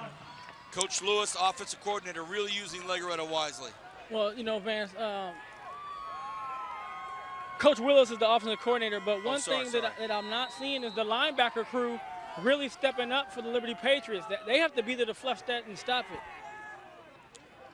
My apologies, of course. Coach Danny Willis. I always just assume Lewis is running the O. My bad, but Coach Willis running that offense. Well, at West High he was, and we're used to doing that. We've been doing so many years when he was the offensive coordinator, but Coach Willis is calling the plays offensively now, and they've done a good job so far in the 2nd half. Danny, don't be mad at me. 2nd and 7. Just over 5 minutes left in the 3rd quarter. Legaretta is going to get pressured out. And who else? Legaretta's pass falls incomplete. Take your pick. Take your pick when it comes to Liberty. Jackson Carr that time. Jackson Carr. Well, Carr got in with great pressure on the backside, and you know Legaretta was really lucky to be able to get that ball off. He almost, if he would have held on to that just a tad bit longer, it could have gone as a fumble. You know, and fellas, one thing I noticed when Liberty has brought in some extra guys to apply pressure, they've gotten a hit on the quarterback or a rush throw. Legaretta on a 3rd and 7, flushed out of the pocket, has to throw it up and out of bounds. So a nice job by the Liberty defense. 5:03 left in this third quarter. It's the middle of October, October 15th, and the coaching staff for Liberty wearing their khaki shorts or their blue shorts, whatever they're wearing. It is a warm mid-October night here in the Valley. Will it ever be cool? It's supposed to get cooler next week, I read. Tomorrow night I'll be over at Rigetti High School in Santa Maria. Look at this. Matt, you're loving it. Matt is incredibly stoked. A 50-yard attempt right now. Oh, they bring it in. They bring it in. And they call a timeout. See, and Coach Cornford is not happy with this guy. You're in a close ball game. You use your second timeout, and you still have 5 minutes in the third quarter. You know, you don't want to get to into this game and burn this other timeout before the crunch. I believe it's going to come down to the wire. Again, give Liberty defense credit. They stood up when they needed to, and they were able to get a stop, and they're either going to force a 50-yard field goal or it's going to be a punt. So, Brian, what was the object right there? What was the object of that out there right now? You know, I don't know, but I'll tell you this. Having blocked a couple of field goals before, a 50-yard field goal is what I want if I can come off that edge, because that ball has to drive a little bit lower in the beginning to get up, to get there. Okay, and you got a guy quick enough off that corner in a high snap, you can get a block. Uh-oh, here he comes. The rookie actually stood up. What are you going to say? One thing I've learned in all my years of kicking, you never, ever, ever change the trajectory of the football, no matter how far out you go. I see him do it on TV. Yeah, absolutely. But high school kickers, of course, he might do that. You know, this is a guy who we haven't seen kick a field goal yet tonight. Brian, you got him up off his seat. Here we go. High snap! They're in trouble! He's got to fall on it. Oh, boy, after all of that, they burn a timeout and a high snap. Talk about a frustrated coaching staff right now. So after that timeout, remember after the first timeout, they had a false start penalty. After the second timeout, they have a high snap and it goes over their head. So, oh boy. First and 10. Well, guys, now the situation is, if you're Liberty, you see right there the snap's going to be high, mishandled by the holder, and Liberty's in good position. But can they get enough offense going to put some points on the board? Because right now, Frontier has no respect for the passing game. And the last series, they really sold out to stop the run. Let's see if they do it again on this one. 4:59 left in the third quarter. Moyer right behind Renz. Renz in the shotgun. Has receivers split out there if he decides to use it. Has a big offensive line. Nope, they go with Moyer. Flag on the play. Flag fly in the backfield. Moyer still on his feet. Moyer brought down at about the 48-yard line. Big hit out there. Mitchell Johnson on the stop. Let's check the penalty. Big hit. But flag right away. That looked like maybe a formation penalty, not enough men on the line. And that's what it's going to be. So 6 men on the line for Liberty. And that's going to go as a 5-yard penalty, but we're going to still have the first down to work with unless they decline it, which I don't think they're going to do. Illegal formation, offense, 5-yard previous spot, we keep it down. Well, I spoke so soon about a clean game, and we've had a lot of penalties here in this third quarter. Warm, balmy night here, mid-October. They start the clock again, 4:44 left in the third. They go to Moyer. Moyer looking to get outside. Moyer takes on every defender that comes his way. Don't forget, everybody, the first play of the second half from the line of scrimmage was a 60-yard touchdown run by Moyer when they didn't wrap up. Centennial 34, Suckdale 3. You see Moyer here just busting through the right side, a big hole. And watch this tackle by the defender trying to rip the ball out, as, of course, an unlisted number for Frontier. Liberty 22. Not on the roster. The old 22. I formation, 2nd and 4. Moyer just gets the call again. Wow. Goodness gracious. We need to come up with an award. It's got to be. It's the Sleep Well Tonight award. I don't know, man. We've got to come up with some kind of award for a guy that just is the absolute go-to workhorse guy. Goodness. Well, as you say that, Vance, he comes off the field, gets a little breather, heads over to the water. The Moyer Bayer Award. Moyer Bayer. Now you're going to get a change of pace and fresh legs like you saw in the second quarter. You're right. Here comes Cordova.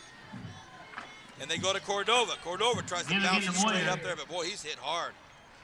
Well, who do you think was in the middle of that? Bryson Lockwood once again penetrating this pretty stout Liberty offensive line. Number 40, Henry Cordova. 3.5 left here in this third quarter. Renz brings the play in himself. Cordova stays in.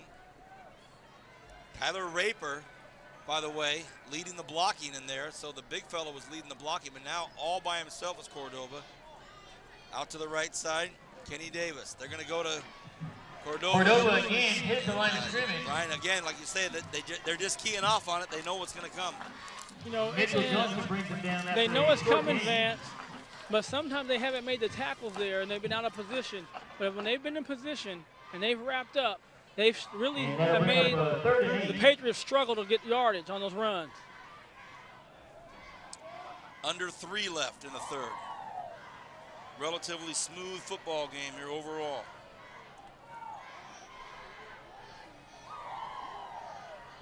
Third and 10. Renz is going to go to the air, goes to his left, throws across, and it is almost Ren's caught. pass falls incomplete. Would have been a great Intended catch, for but number it's 28, Corbin incomplete. County. And the It'll be intended 4th and receiver 8 for was guilty. Liberty. It didn't happen, so now Now it's decision time. interesting field position here. And it looks like they're going to punt it. Well, don't be surprised to see a fake here. As you see, one of the coaches on the 50-yard line for Liberty had a little bit of a chat with Angel Martiscal right before he went out there. Well, they should be chatting to those receivers because, you know, in that situation, you had 3 receivers within about a 10-yard, 7, 8-yard range of each other, and he really didn't have many options to throw it. They have to have better spacing on that. Well, obviously Frontier thinking fake. Nobody's back for the reception or the return. This could be a beauty depending on where it is. Brian Adams with the one-hand catch. Oh, my goodness. Brian Adams with the one hand. Hey, Brian, I thought you said these guys shouldn't be using one hand. I thought you said they should be stretching out for both hands. I don't have to play, Vance. Look but at this. Hey, like Big Shaq used to do, that was with the left hand, fella. Left hand. Kern County. Top 10 plays. If and when you ever want to, look at Sirius, look at that, look at the snarl. Look at the snarl. Is that beautiful or what? Oh, Godfather, you got to pull that back pretty soon. Zacharias. Hey, Zach, and I haven't caught a punt in like about 15 years. Gives Deshante Weber up the left side. Weber brought down after about a 5-yard gain. We got to see that again. Look at this snarl. Back on the play by number 31. Right, here's the punt. Here's the punt. And our own captain, Brian Adams, the driller in UCLA Bruin great, stretches out the one-hand snag. That is some good stuff. Microphone in his hand, but look at this snarl. Look at this snarl right here. This is a Shaq snarl. Ready? Look at that. Look at this. Giving it to Weber up the middle. That was beautiful. Perfect form catch there by Adams. You saw he looked it in the whole way out on the sidelines. That was nice. Now looking over this kid, looking over Kobe, saying, Kobe, Adam you see McGill that? with the tackle. Correct. Number 71, Willie Fiddler with the tackle. That is good stuff. A buck and a half left in this third quarter. We're having fun. Man, oh man, 3rd and 1. Big play for Legarreta and his offense. Oh, they've got movement. Oh, boy. Oh, boy. Jake Williams on the offensive line there. Looked like he flinched, and everyone caught it, especially everyone on the defensive line. Cody Temple had the quickest hand out there pointing at him. Yeah, amongst other things, Cody Temple, the quick draw, saying it was that guy. He was moving because I was going to jump on his head. Big Cody Temple. Goodness gracious.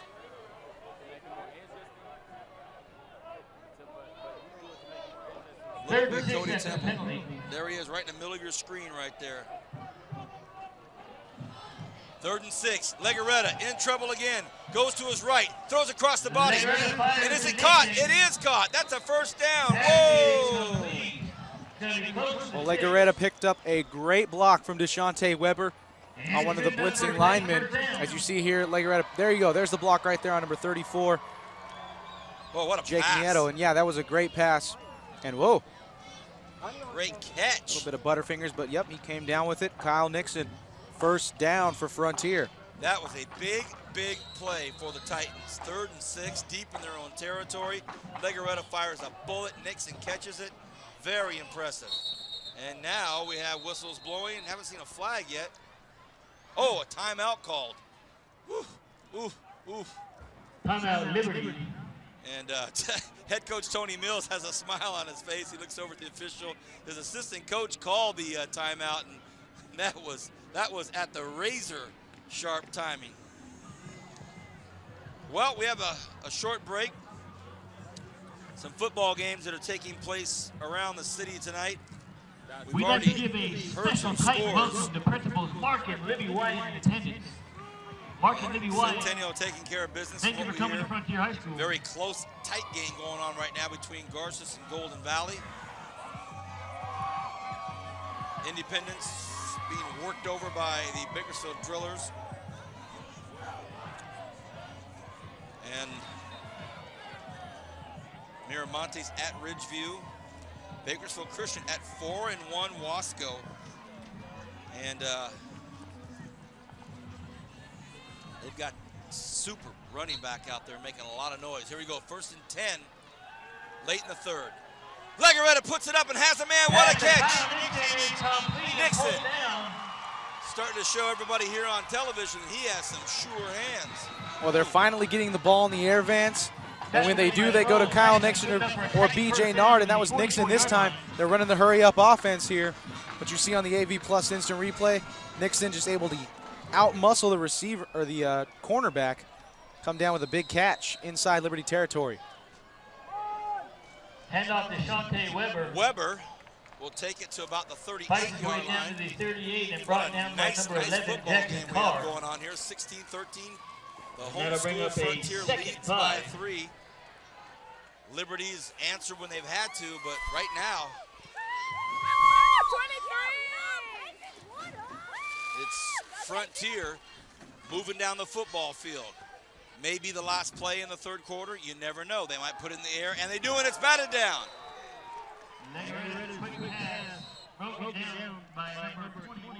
Mason Otten, who has had a few different roles in this football game tonight. Boy, look at that airtime. Great shot by our cameraman Carlos Anguiano. And Mason Otten, no, he says. And you know, the reason why that ball wasn't a live ball was because it was going forward, and Mason Otten batted it backwards, so it wasn't a backward pass. Special hello to the Otten family. Also, Mr. Sabalka. Legaretta throws it out, and it's picked off. Just like that, Mason Otten. Oh, what a big play, and he is pumped up on the sidelines. Wow, what a huge play by Mason Otten, stopping this Frontier drive. And we've got a hurt player down here for Frontier right on the 50-yard line. The Liberty training staff coming to assist him as they're closer to them. But you see Mason Otten, the result on the AV Plus instant replay, and it's number 15. That's who it is on the ground over there. It's Mitch Johnson. Oh, boy. Otten looking at that end zone. He thought he had it. He was taken off, but a great play by Johnson, who is down right now. Johnson pulled Otten down by the back of his jersey. I think everybody thought that Mason was gone to the end zone, so just as we're mentioning his name, gave a quick little hello to his family, boom, he jumps in there and picks one off, and Johnson down. You know, looks like that's going to be a leg cramp. Looks like they're working on his calf, his left calf. I think that's what it was Mitch Johnson just cramping up down there on the 50-yard line, and boy, those hurt. Well, Brian, it's just been a game where you think that one team is really starting to get a groove, or it's really going to start to stamp their name on it, and it's either a couple of big penalties or a big turnover. And this is still anybody's ball game. Well, Vance, let's give Otten some credit. He had 2 back-to-back plays. He tipped the one ball on the quick throw, trying to get the quick hit to the receiver, and then he did a great job of reading Legaretta's eyes. He was right there in the way Legaretta tried to throw the ball to the outside. He jumped on it, turned the tide for his team, only down 16-13. Great field position. But once again, can Liberty get enough good runs to get into the scoring position where they can kick a field goal, tie it up, or score a touchdown? Because one thing they have not been able to do since that first touchdown pass and one other passing play is get the ball to a receiver and able to make a first down or a big play. You're right, Brian. Well, Johnson's up, and he's hobbling. Looks, he's walking on his heels, which is indicative of some time of cramp, just like you said. End of the third quarter. Centennial 41, Stockdale 3. We're hearing on the PA system Centennial 41-3 over Stockdale. So, And, you know, I think Centennial's hearing that over our scoring or over our announcing system too as well. Can hear that for miles. This just in. Centennial Football Club is for real this year. There's no question. #1 team ranked in the Valley. You know, Brian, I work with a lot of companies, vendors in the Fresno area, back and forth. You know, my job is right on the county line, North County, around a lot of Fresno people, Fresno athletes, Fresno sports enthusiasts, and they all want to know about Centennial. Are they for real? And I keep saying absolutely. Last play of the third quarter, we think.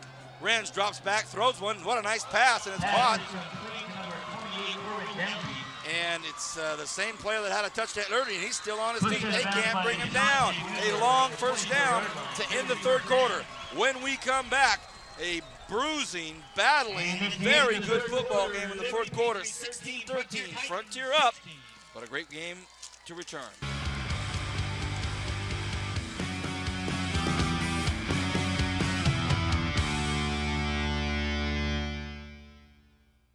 Bakersfield's only sports station that's all sports, all day, every day. Fox Sports Radio 970. With Dan Patrick in the morning and Jim Rome 9 to noon. Home for the world champion Los Angeles Lakers and NASCAR. And now the home for the Bakersfield Condors. No swap shop, no Tradio, no cheap coupons. Sports. It's all we do.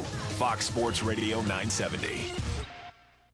One network, one title, all the joy and tragedy to follow. TBS is the exclusive home of the 2010 American League Championship Series. The best and brightest of the American League put it all on the line. Many will believe only one can go on. The stage doesn't get any grander than baseball in October. Exclusive coverage of the American League Championship Series begins October 15th, only on TBS.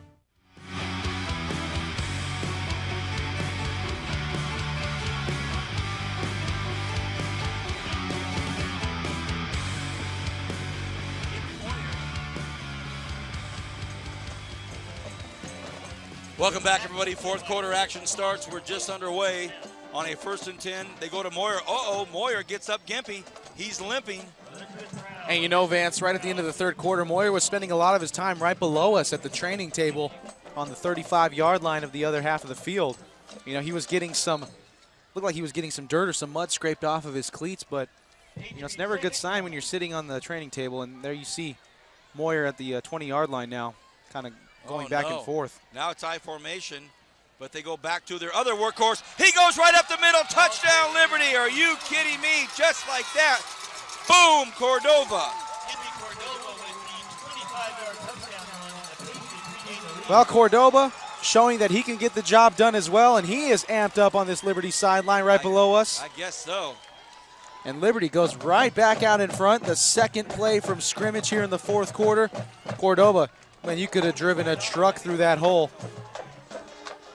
And now we've got some personnel problems once again, man.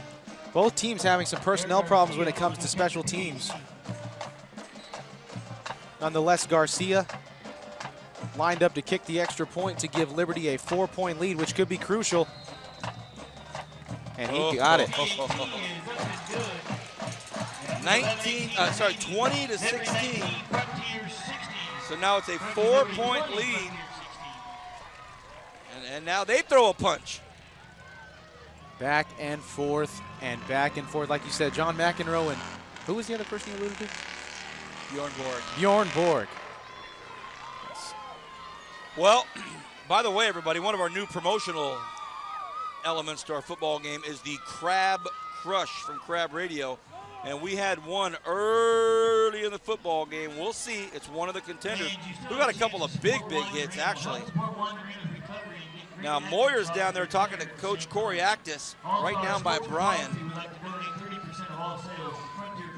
And there's a look at Moyer. Look at that big fella on the left there, the big Corey Actis, played for Ole Miss. Hey, Brian Adams, we had a chance to talk to Corey. He has a lot of pride in that SEC, doesn't he? Oh, yeah, he does. You know, He speaks just like an SEC guy. And, you know, it's like anything else I tell people. Sometimes leagues are good, sometimes they're down. Right, right. Well, on that note, last week your Bruins went up north to the Bay Area. Berkeley, I got to hand it to Berkeley. Berkeley played very, very well. They played a nice football game. Well, you know, Vance, we talked about that last week, and I said you just never know which team's going to show up. And for the Bruins, unfortunately, the team that doesn't like to play football showed up again. Yeah. And they got whacked. How about those Trojans? Second game in a row. Oh my gosh.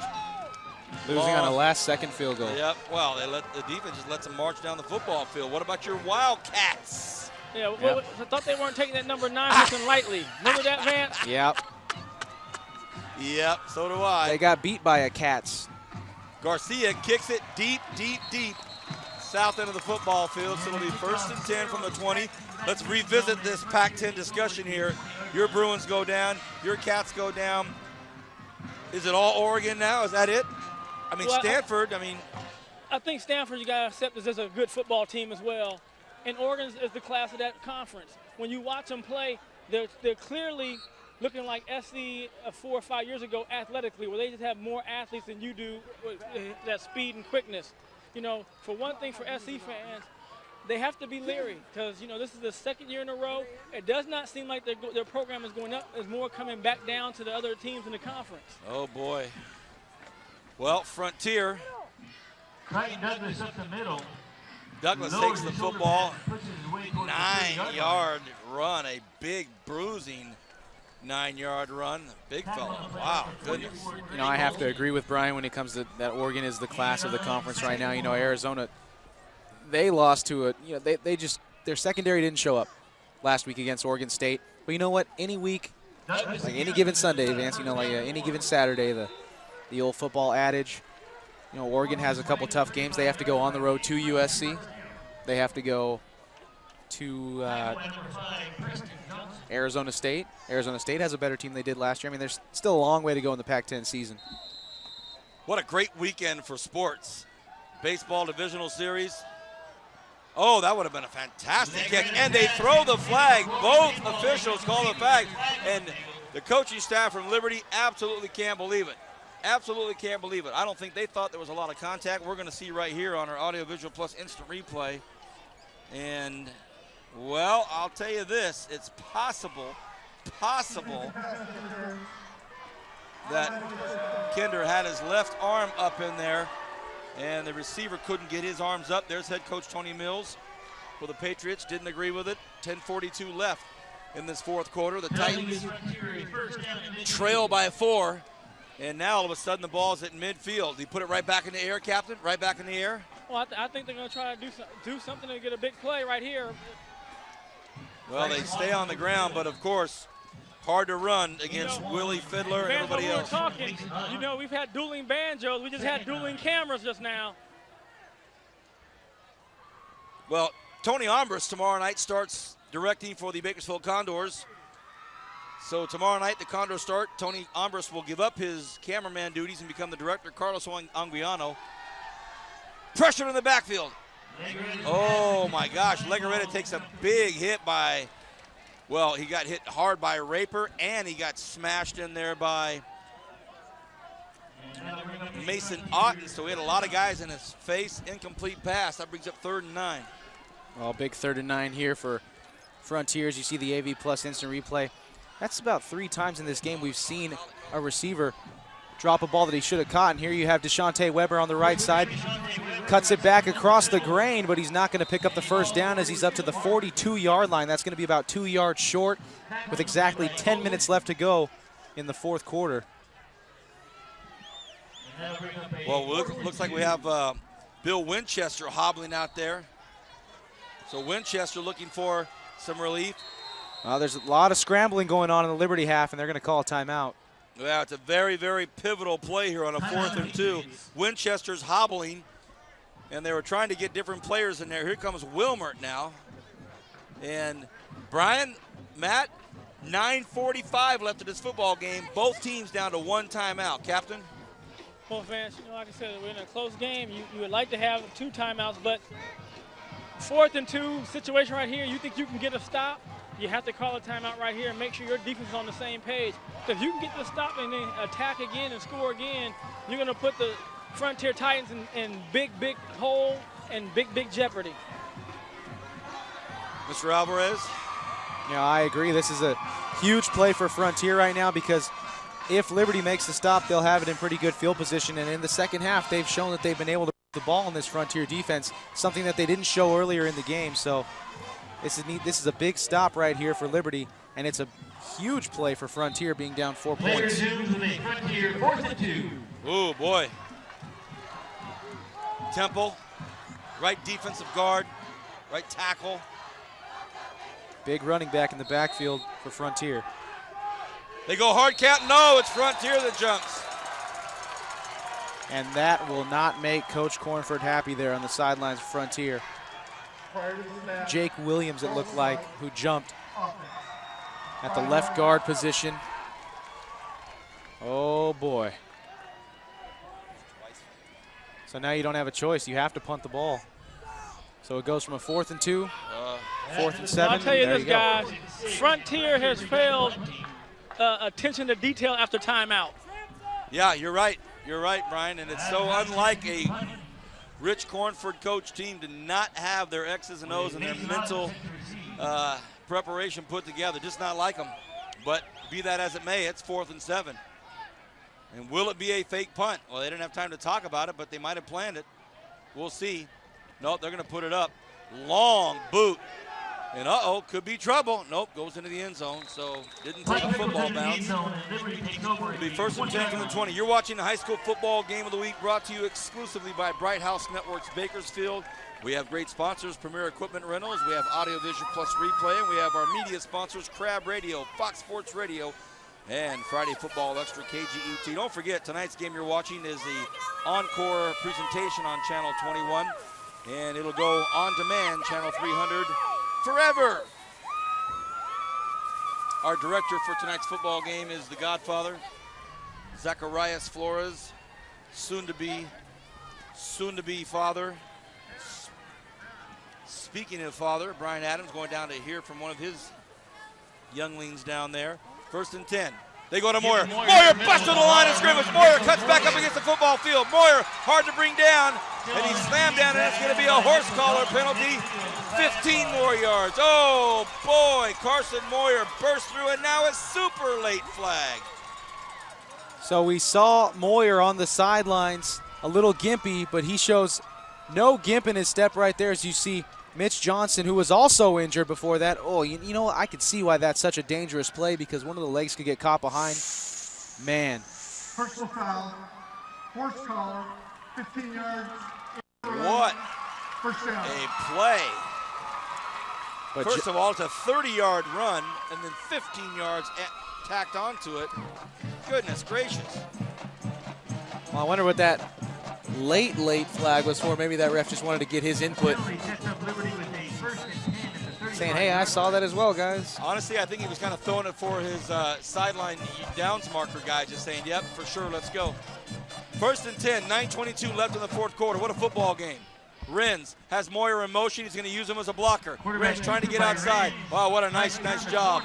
And now Liberty wants the flag, but that was not a horse collar. Good no call by the official. They all wanted it. Oh, boy, that looked like it could have gone either way, but nonetheless. Got him right here. Nonetheless, that was Bryson Lockwood once again on the defensive end. Look, you see Bryson Lockwood tripping him up right there. And, ooh, Mitch Johnson again. You know, if you're Mitch Johnson, you'd want to stay away. If you see the numbers on the back of the jersey, go for the legs or something because you just got called on that and you wouldn't want to push the officials to make a second call in 2 plays. 2nd and 12. What a football game. Renz hands it to Cordova. Boy, he's met hard and quick at the line of scrimmage and thrown maybe back for a yard. We'll see. No, they actually give him about a foot. So it'll bring up 3rd and 11. Short gain on the play, tackled by 8:15 left here in this 4th quarter. Brings up 3rd and 11. Beautiful night here in Bakersfield. We're way out on the northwest side at Frontier High School, and I mean way out.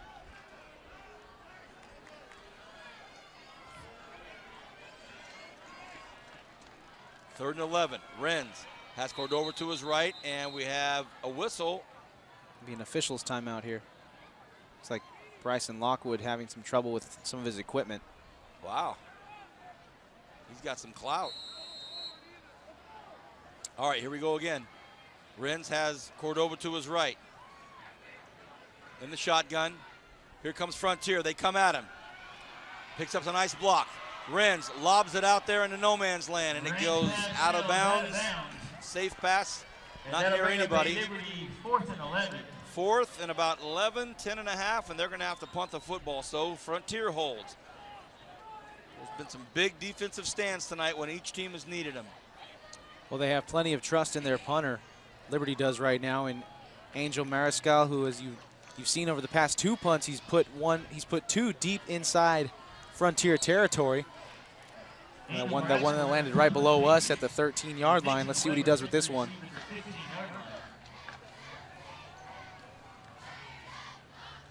Perfect snap. Mariscal goes up and kicks it toward the corner. That could really turn out to be nice, and it is going to be nice. Wow. A lot of effort out there, and a great play by who else? Henry Cordova. He's had a whale of a football game. And what I like about that play, Vance, is that Cordova didn't try to jump on the ball and down it. He smacked it out of bounds so that he knew that the ball was going to be downed right there, because if sometimes you jump on it and down it, might score it away from you, go into the end zone for a touchback. He smacked that ball right out of bounds, and now Frontier has a long, long way to go to put points on the board. Well, that's a big, big play right there for Liberty. Big play. Very underrated play. Not quite sure where we'll be next week. We make these big executive decisions early in the week. And this one we had charted for quite some time, actually. I can tell you this. I know where we're going to be 2 weeks from tonight. I can tell you that, too, because that's where I'm going to be at. Is that game at BHS? I believe it's at Centennial. It's at Centennial. Okay, Bakersfield High School at Centennial. Dante Weber up the middle, got some room. Weber battles for a good 8 yards. Oh, that's wow, that was all D. Weber. A good hard run there by the 5'8", 180-pound senior. Shante Weber came into this game with 53 carries and 458 yards, a team-leading total with 3 touchdowns. On a 2nd and 2, they go to the air. He has his man. Oh, my goodness. What a pass by Legarreta. And just knocked out of the hands of the intended receiver out there. Who was out there on that route? Like Gurman Thind again. Thind, the 6'3", 185-pound senior, lining up on the left side. And they've done that a lot tonight, Vance. They've gone to the deep ball, the outside. And Thind had his hands on that one, but like you said, it was knocked away at the last minute. 3rd and 2, 7 minutes left in the football game. They're going to go to the ground. It's not going to happen. It's not going to happen. The big boy's up in the middle for Liberty. Stuff it. Oh, boy. Man, oh, man. I saw Willie Fiddler down there. Of course. You would have had to believe that Cody Temple was in that mess. He's on the field, isn't he? Absolutely. If he's on the grass, he's in there. Wow, that's a big, big stop. They had a 2nd and 2. Stopped it on that. 3rd and 2, stopped it on that. So it's 6.5 left here. Liberty's going to get another shot at it. And another timeout. Uh-oh. Last timeout used by the Liberty Patriots was 6:28. See, I don't know on that one if I call it. You know, just because you got so far to go, I just might let them punt it and just do what I can do. Because now you out of timeouts, and if do they not have enough guys on the? But if they had too many men on the field, they have to call a timeout. If they did have that, I don't know why they call a timeout. But if they do have too many on the field, then you got to call it. Well, the coaches were doing the old count, and I think if there's 10 guys, you're right, they let it go because of the field position. But with 12 guys, 12 guys. Boy. If they have 12 guys on the field at this point, that's a first down for Frontier. You got to call it. Yeah. But you're right, Brian. If it's 10 guys, let them punt. Well, coming out of timeouts, we've seen Frontier falter all night. So we'll see if they can change that around here. As you see Moyer. Well, I was going to say, as you see now what Coach Mills and the staff have done, they're going with the senior to return the kick now. They pulled the sophomore off the field. Wow, what an observation. It's going to be Mason Otten, who's had a very, very good football game. He will be standing at his 45 or right around there when this ball is punted.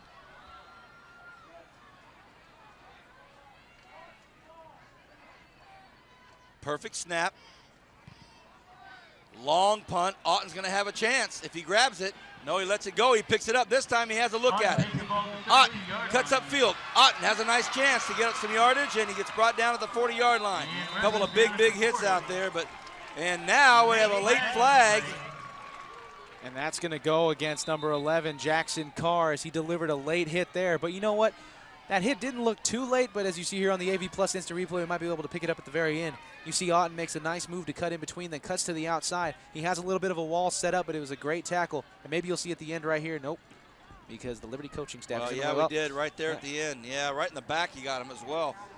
So Nobles gets knocked down by Jackson Carr at the very end of it. So some unfortunate penalties being called on both teams here at crucial points in this football game, and I'm not trying to be overly dramatic, but, you know, you're looking at an opportunity here to have the ball on the 40-yard line with 6:14 left.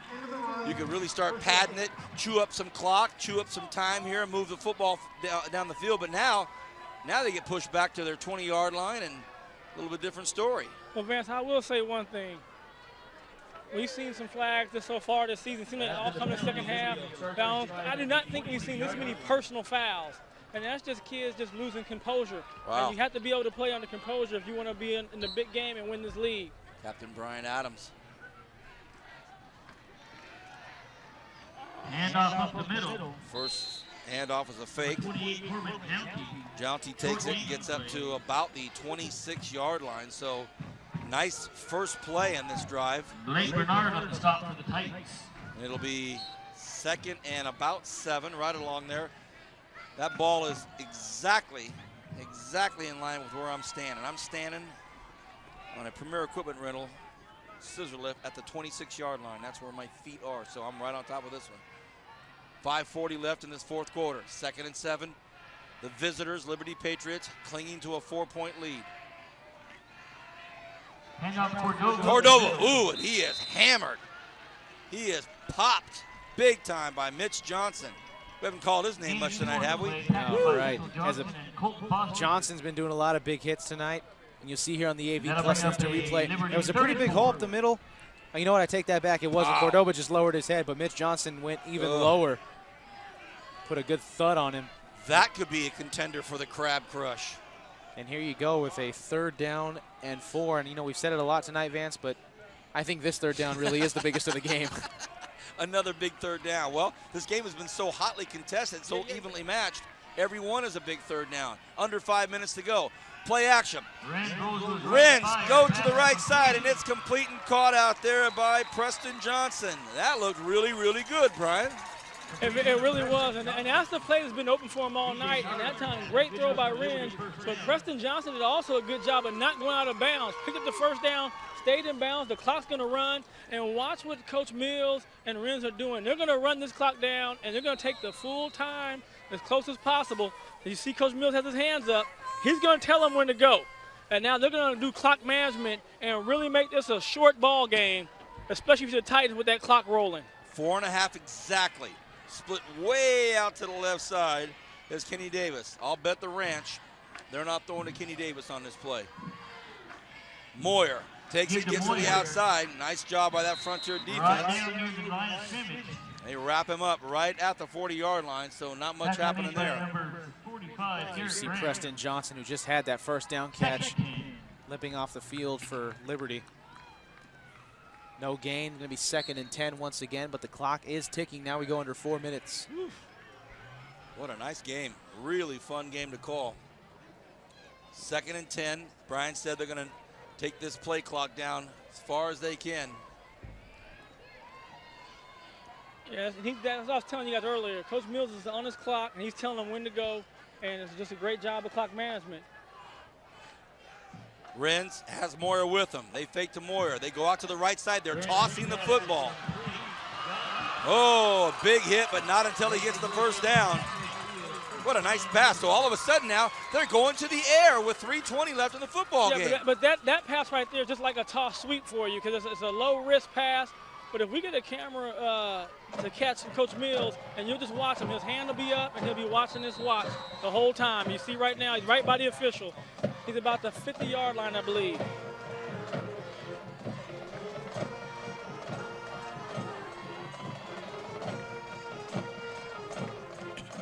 Taking their sweet time, Vance. They've already burned almost a minute off the clock since the last play. I formation. They're going to go to their main guy, Moyer. Moyer breaks out at the 40. Game time. Moyer at the 20. Will he get in? He does. Touchdown, Liberty. Woo! What a big, big play. Carson Moyer, 6 foot, 185-pound senior, for a lot of this football game, has put the Patriots on his offensive shoulders. Wow. Well, add another 52 yards to Carson Moyer's total for tonight. And with a 10-point lead in the extra point pending, that may have just been the nail in the coffin. UC Moyer, absolutely. Just what a run by Moyer. What an athlete. He's gimpy tonight, too. He's been banged up. Low snap. Oh, goodness, in trouble. What's going to happen? Hey, this is an important play here because now it remains a 10-point football game. Liberty 26, so now, I mean, an 11-point changes everything, but now it's a 10-pointer. See Corey Actis, offensive and defensive line coach down here, pacing, not thrilled with that. Brian. Well, Vance, you're exactly right. They kicked that extra point. You can almost say game time. Now they can score, onside kick a field goal, and they tie it up, and you have overtime. You should have expected it in a game like this. All these storylines that have started to unfold as this football game has unfolded. And now all of a sudden you have this interesting twist to it with 2:58 left. It's a touchdown and field goal game when it was one PAT away from being a touchdown game. Man, oh man. What a performance by Carson Moyer tonight. Came into this game with 8 touchdowns, Vance. Eight touchdowns in 5 games. There's a good shot at him. Our cameraman, Tony Ombris, is right on top of it right there. There's Carson Moyer, and he's getting congratulated by all of his teammates and assistant coaches. And that's a young man right there that epitomizes tough. Wow. Thank you, Tony. 2:58. And now Garcia's going to probably need to put this thing down as far as he can. A little bit of a east to west breeze, north to south breeze. Not a lot, but it might be able to help him. So here we go. 2:58 left in this extremely well-played football game. 26-16. Liberty leads by 10. But the aforementioned missed PAT. And it's going to be a high one, but Weber's going to get a shot at it at the 10. Looking for some blocking. 15-yard line. Weber still on Weber! Still on his foot. Oh. Right down just short of midfield. Weber's helmet gets popped off. And the Titans take over down 10 with 2:50 remaining. Yeah, he's not too happy about that. Is there gonna Late get a late flag? Now That's we're gonna be getting on flagged. Weber. Late flag by. And we've got another kid over here on Liberty's end. Well, Nathan Walker's being escorted off the football field. So here you see Weber's helmet getting ripped off out there by Brandon Francis. So now the coaching staff for Frontier having a quick word with the officials saying, hey, my guy's helmet got ripped off. But that's not a smart play. You know, Brian talked about composure and how these kids needed to have composure and how a majority of these penalties have been personal foul. And that is the worst time for a personal foul penalty because you're mad because someone ripped your helmet off. It happens. It didn't get called. So what? Pick your helmet up, go to the sidelines, and get ready for the first down. As that one was on Deshante Weber, Brian. Well, one thing I'm going to tell you guys, and Vance, you know, getting to play with you and Ray Burris at the park and sometimes and playing pickup, one thing Ray Burris taught me is when you find a guy that loses composure, you needle him. And if I'm watching film, I'm on these other programs, and I know that I can get to him like that, I'm going to do some things to get them out of their composure. You're gonna go at that guy. You're gonna go to that guy, whether it's football or basketball. You're gonna go at that guy who seems to be hot-headed or seems to be vulnerable to emotions. And You know, one thing I learned, since you're going to stay in that basketball theme, one thing I learned from Pat Douglas, my head coach at Cal State at Bakersfield, was, hey, fellas, the easiest way to give away your emotions, you know, in any kind of sport is to get hot-headed. I mean, you know, just keep it low, and these guys are going to see that. So now, well, the referee went the wrong way. Penalties will We cancel had a each great other shot by out. Frontier Carlos Anguiano a few will minutes still ago take of over Lee at the 41-yard Cordova line. on the ground, you know, getting his calf and his hamstring massage. You know, that's something that has happened a lot of times. There you see Cordova on the ground working with the trainers. You've seen a lot of Liberty players cramping up. Carson Moyer went down earlier with a cramp. Cordova went down with a cramp. And then on the sideline right now, we had Ross Huff, one of the captains, a wide receiver. He went down with a cramp. So with 2:50 left in the fourth quarter, Liberty has 26 points. Frontier has 16 points. So a very, very serious 2 minutes and 50 seconds left during this football game. What are you looking at, Matt? Well, I'm wondering why the ball hasn't been, you see the referee right in the middle of Frontier's huddle talking to him. You remember in the Garcia-San Joaquin Memorial game, the referee pulled both teams together. You're exactly right, man. You know, they were getting a little chippy in that, I think it was that second quarter, and they nipped it right in the bud. And that was Nick Ellis, you know, one of our good friends, Vance, and he did a great job in doing that. And he's official tonight. I think for the level of this game and what the game means, they've done a great job. Well, probably sending out the message, fellas, this game is far from over. You know, this thing's not done. Legaretta drops straight back, fires one across the middle, overthrows his intended receiver. It was 11 on 11.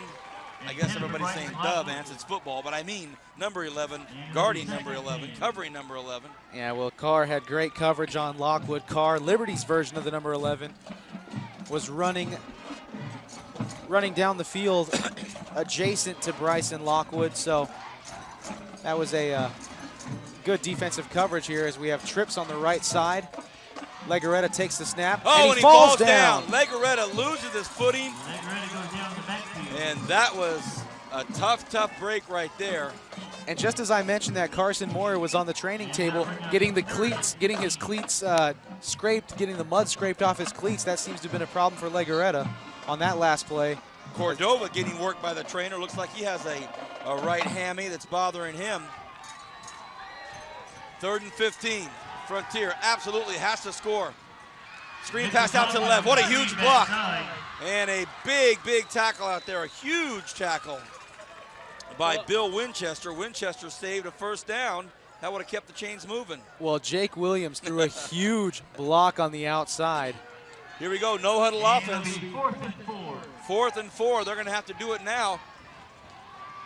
Liberty has no timeouts, so they can't stop it to get ready. Frontier only has one. This is the football game for Frontier. They go across the middle, and it's caught. What a nice pass. B.J. Nard, haven't called his number in quite some time, but. And fellas, you know, it's just a great slant right there. Great throw by Legaretta. But what I liked what the Frontier Titans did is they didn't panic. 2 downs. They took a nice safe play, got a huge 3rd down play, made it to where it's manageable on 4th down. Here they got a fresh set of downs. Still life. Legaretta goes up in an incomplete pass. Well, Frontier's looking for a flag, but the intended receiver, Vance, he slowed down on the play. He didn't maintain full stride, and that's why that ball was thrown out in front of him. Still can't see his number from this angle, but he slowed down there on the far side, and he had a step, and that looks like number 5, Gurman Thind. Now Mason Otten on the far right will play defense. Another screen pass. They're going to go for it again. Fumble!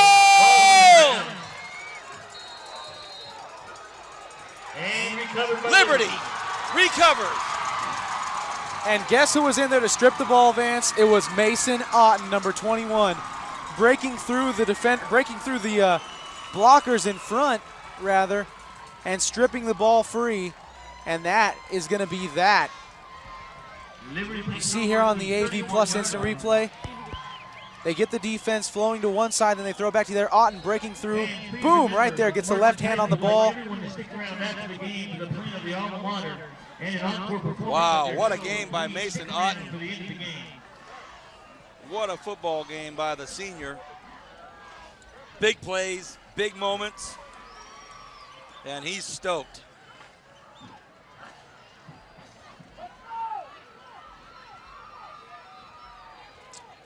I formation for Liberty now.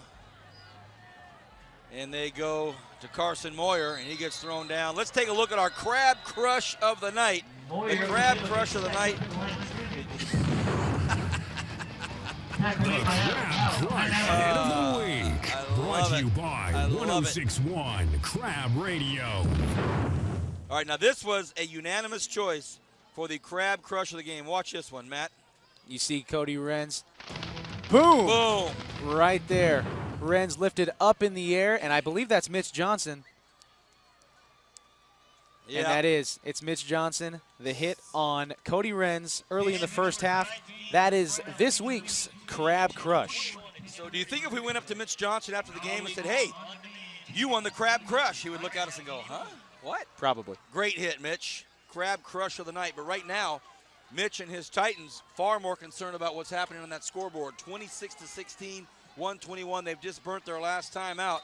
So, Captain, it's all about taking care of that football right now. Well, Vance, the one thing now, if you're Liberty, just hold the ball. Like you said, cover it up, protect it, and don't get caught into the pushing and shoving after the play. Just walk back to the huddle. Matter of fact, take your time if you're on the ground. Get up real slow if you're the running back. Excellent point. 2nd and 10. Moyer not even in there. They go to Cordova. And he fumbled the ball. Fumble! Just as you said, Brian. Just as you said. You know, and he's had a great game. Cordova's had a great game. He runs tough. He runs hard. There's a situation he's trying to get extra yardage, and that ball gets ripped out. Opportunity at the defense by the Titans.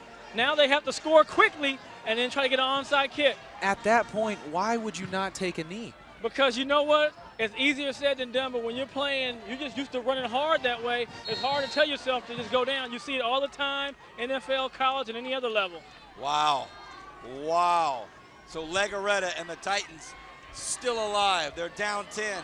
It's going to be a Herculean effort for these Titans. They get out to the left side.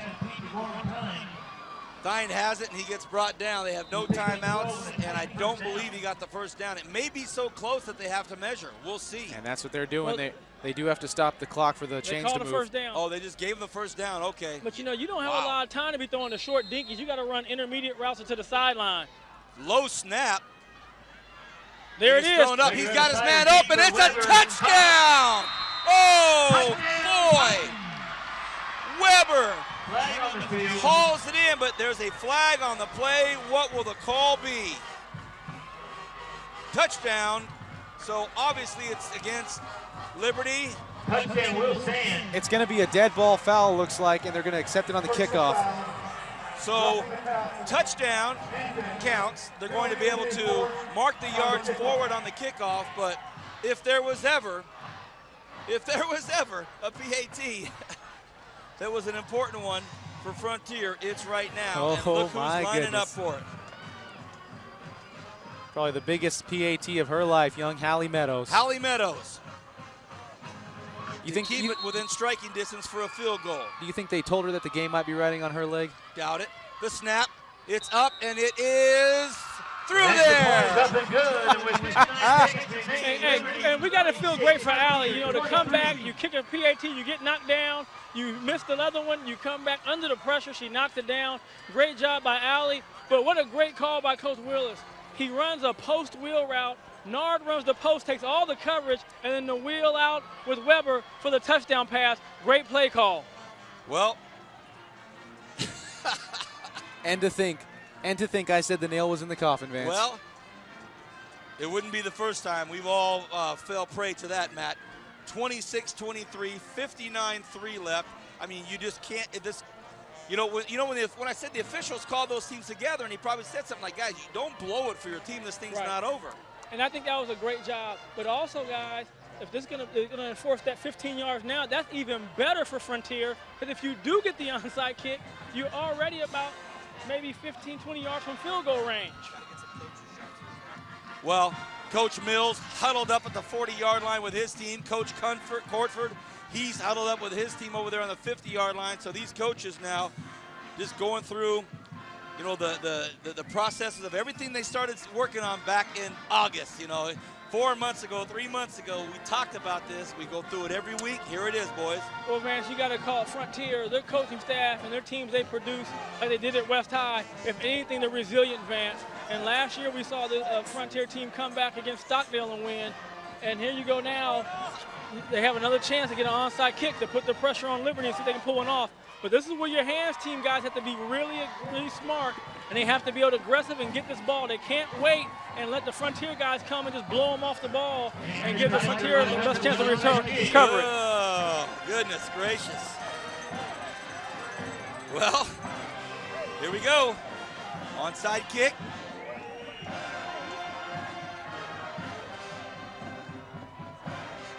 Well, they're trying to get everybody situated here. Players looking up and down the football field. Don't want to take too much time, Vance. Here we go. There's the whistle, and here it comes. Oh, he falls down. Oh, my goodness. Corbin Jounty. Corbin Jounty went to get it, but he slipped on the way.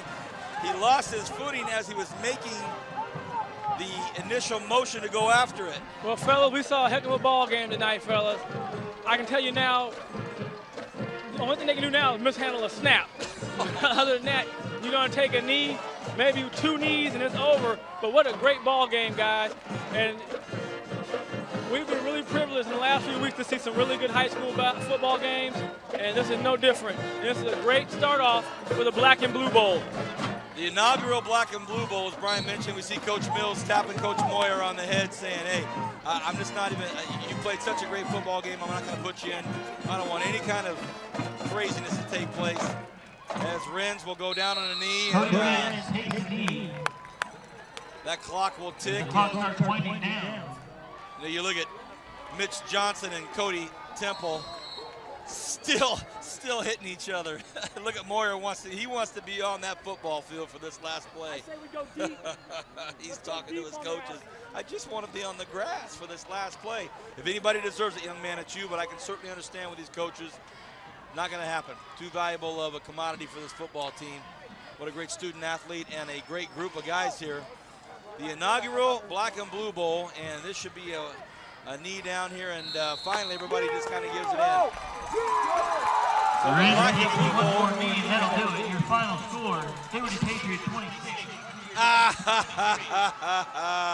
Coach Mills said, you're not throwing the water on me. So Coach Mills goes over to Mason Otten, gives him a big hug and a big congratulations, Pat. Brian Adams, your thought on this great football game? Well, Vance, you just said it. It was a great football game, and both teams played hard, well coached. A great high school football game. Matt Alvarez. You couldn't script one like this, Vance. You know, it was well played on both sides. You know, the personal fouls, they have to shallow those up when they play against teams like Centennial and when they play against teams like BHS. Can't have those personal fouls, Vance, because that'll cost you the game early against teams like that. Well, a really nice job from everybody tonight, and our director, Zach Flores, the Godfather. Hello to Carlos down on the football field. We've got Mark here. We've got Kevin down on that scissor lift. Tony on the ground. Everybody that helps put this together. Edward Dick in the truck tonight helping out, and Super Sammy Bowman. So it's been a great show. We don't know where we'll be next weekend, but check us out next week. We'll let you know. Hey, and how about 2 weeks from tonight, BHS at Centennial. I'll be down tomorrow night at Allen Hancock as they host the Renegades, and we hope that you tune in and listen to that. Have a wonderful, wonderful weekend. We hope you enjoyed all of this exclusively on Bright House Networks Bakersfield. Good night. God bless.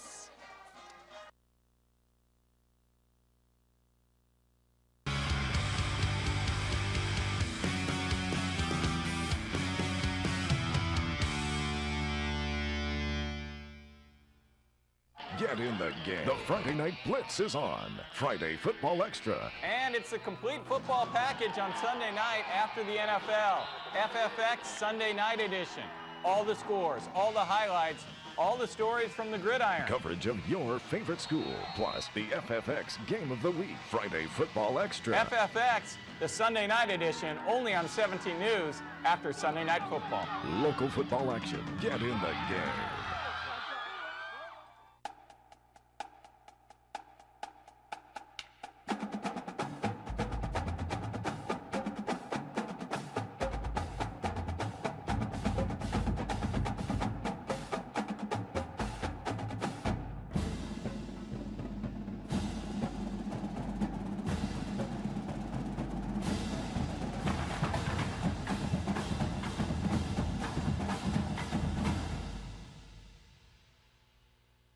Bakersfield's only sports station that's all sports, all day, every day. Fox Sports Radio 970. With Dan Patrick in the morning and Jim Rome 9 to noon. Home for the world champion Los Angeles Lakers and NASCAR. And now the home for the Bakersfield Condors. No swap shop, no Tradio, no cheap coupons. Sports. It's all we do. Fox Sports Radio 970. Got a job to do? Premier Equipment Rentals is your answer. Residential or industrial, we've got exactly what you need to get the job done. Whether it's a drill, trencher, bobcat, backhoe, or excavator, you can always count on Premier Equipment Rentals. And with our new extended hours, we're available when you need us. Check us out at 3217 Patton Way and 5001 Stein Road, or give us a call to find out more. Don't forget to ask about our weekend specials. Make your next project a breeze with Premier Equipment Rental. Football season's here and I've been waiting all year. Head high, no looking back, no fear, here we go.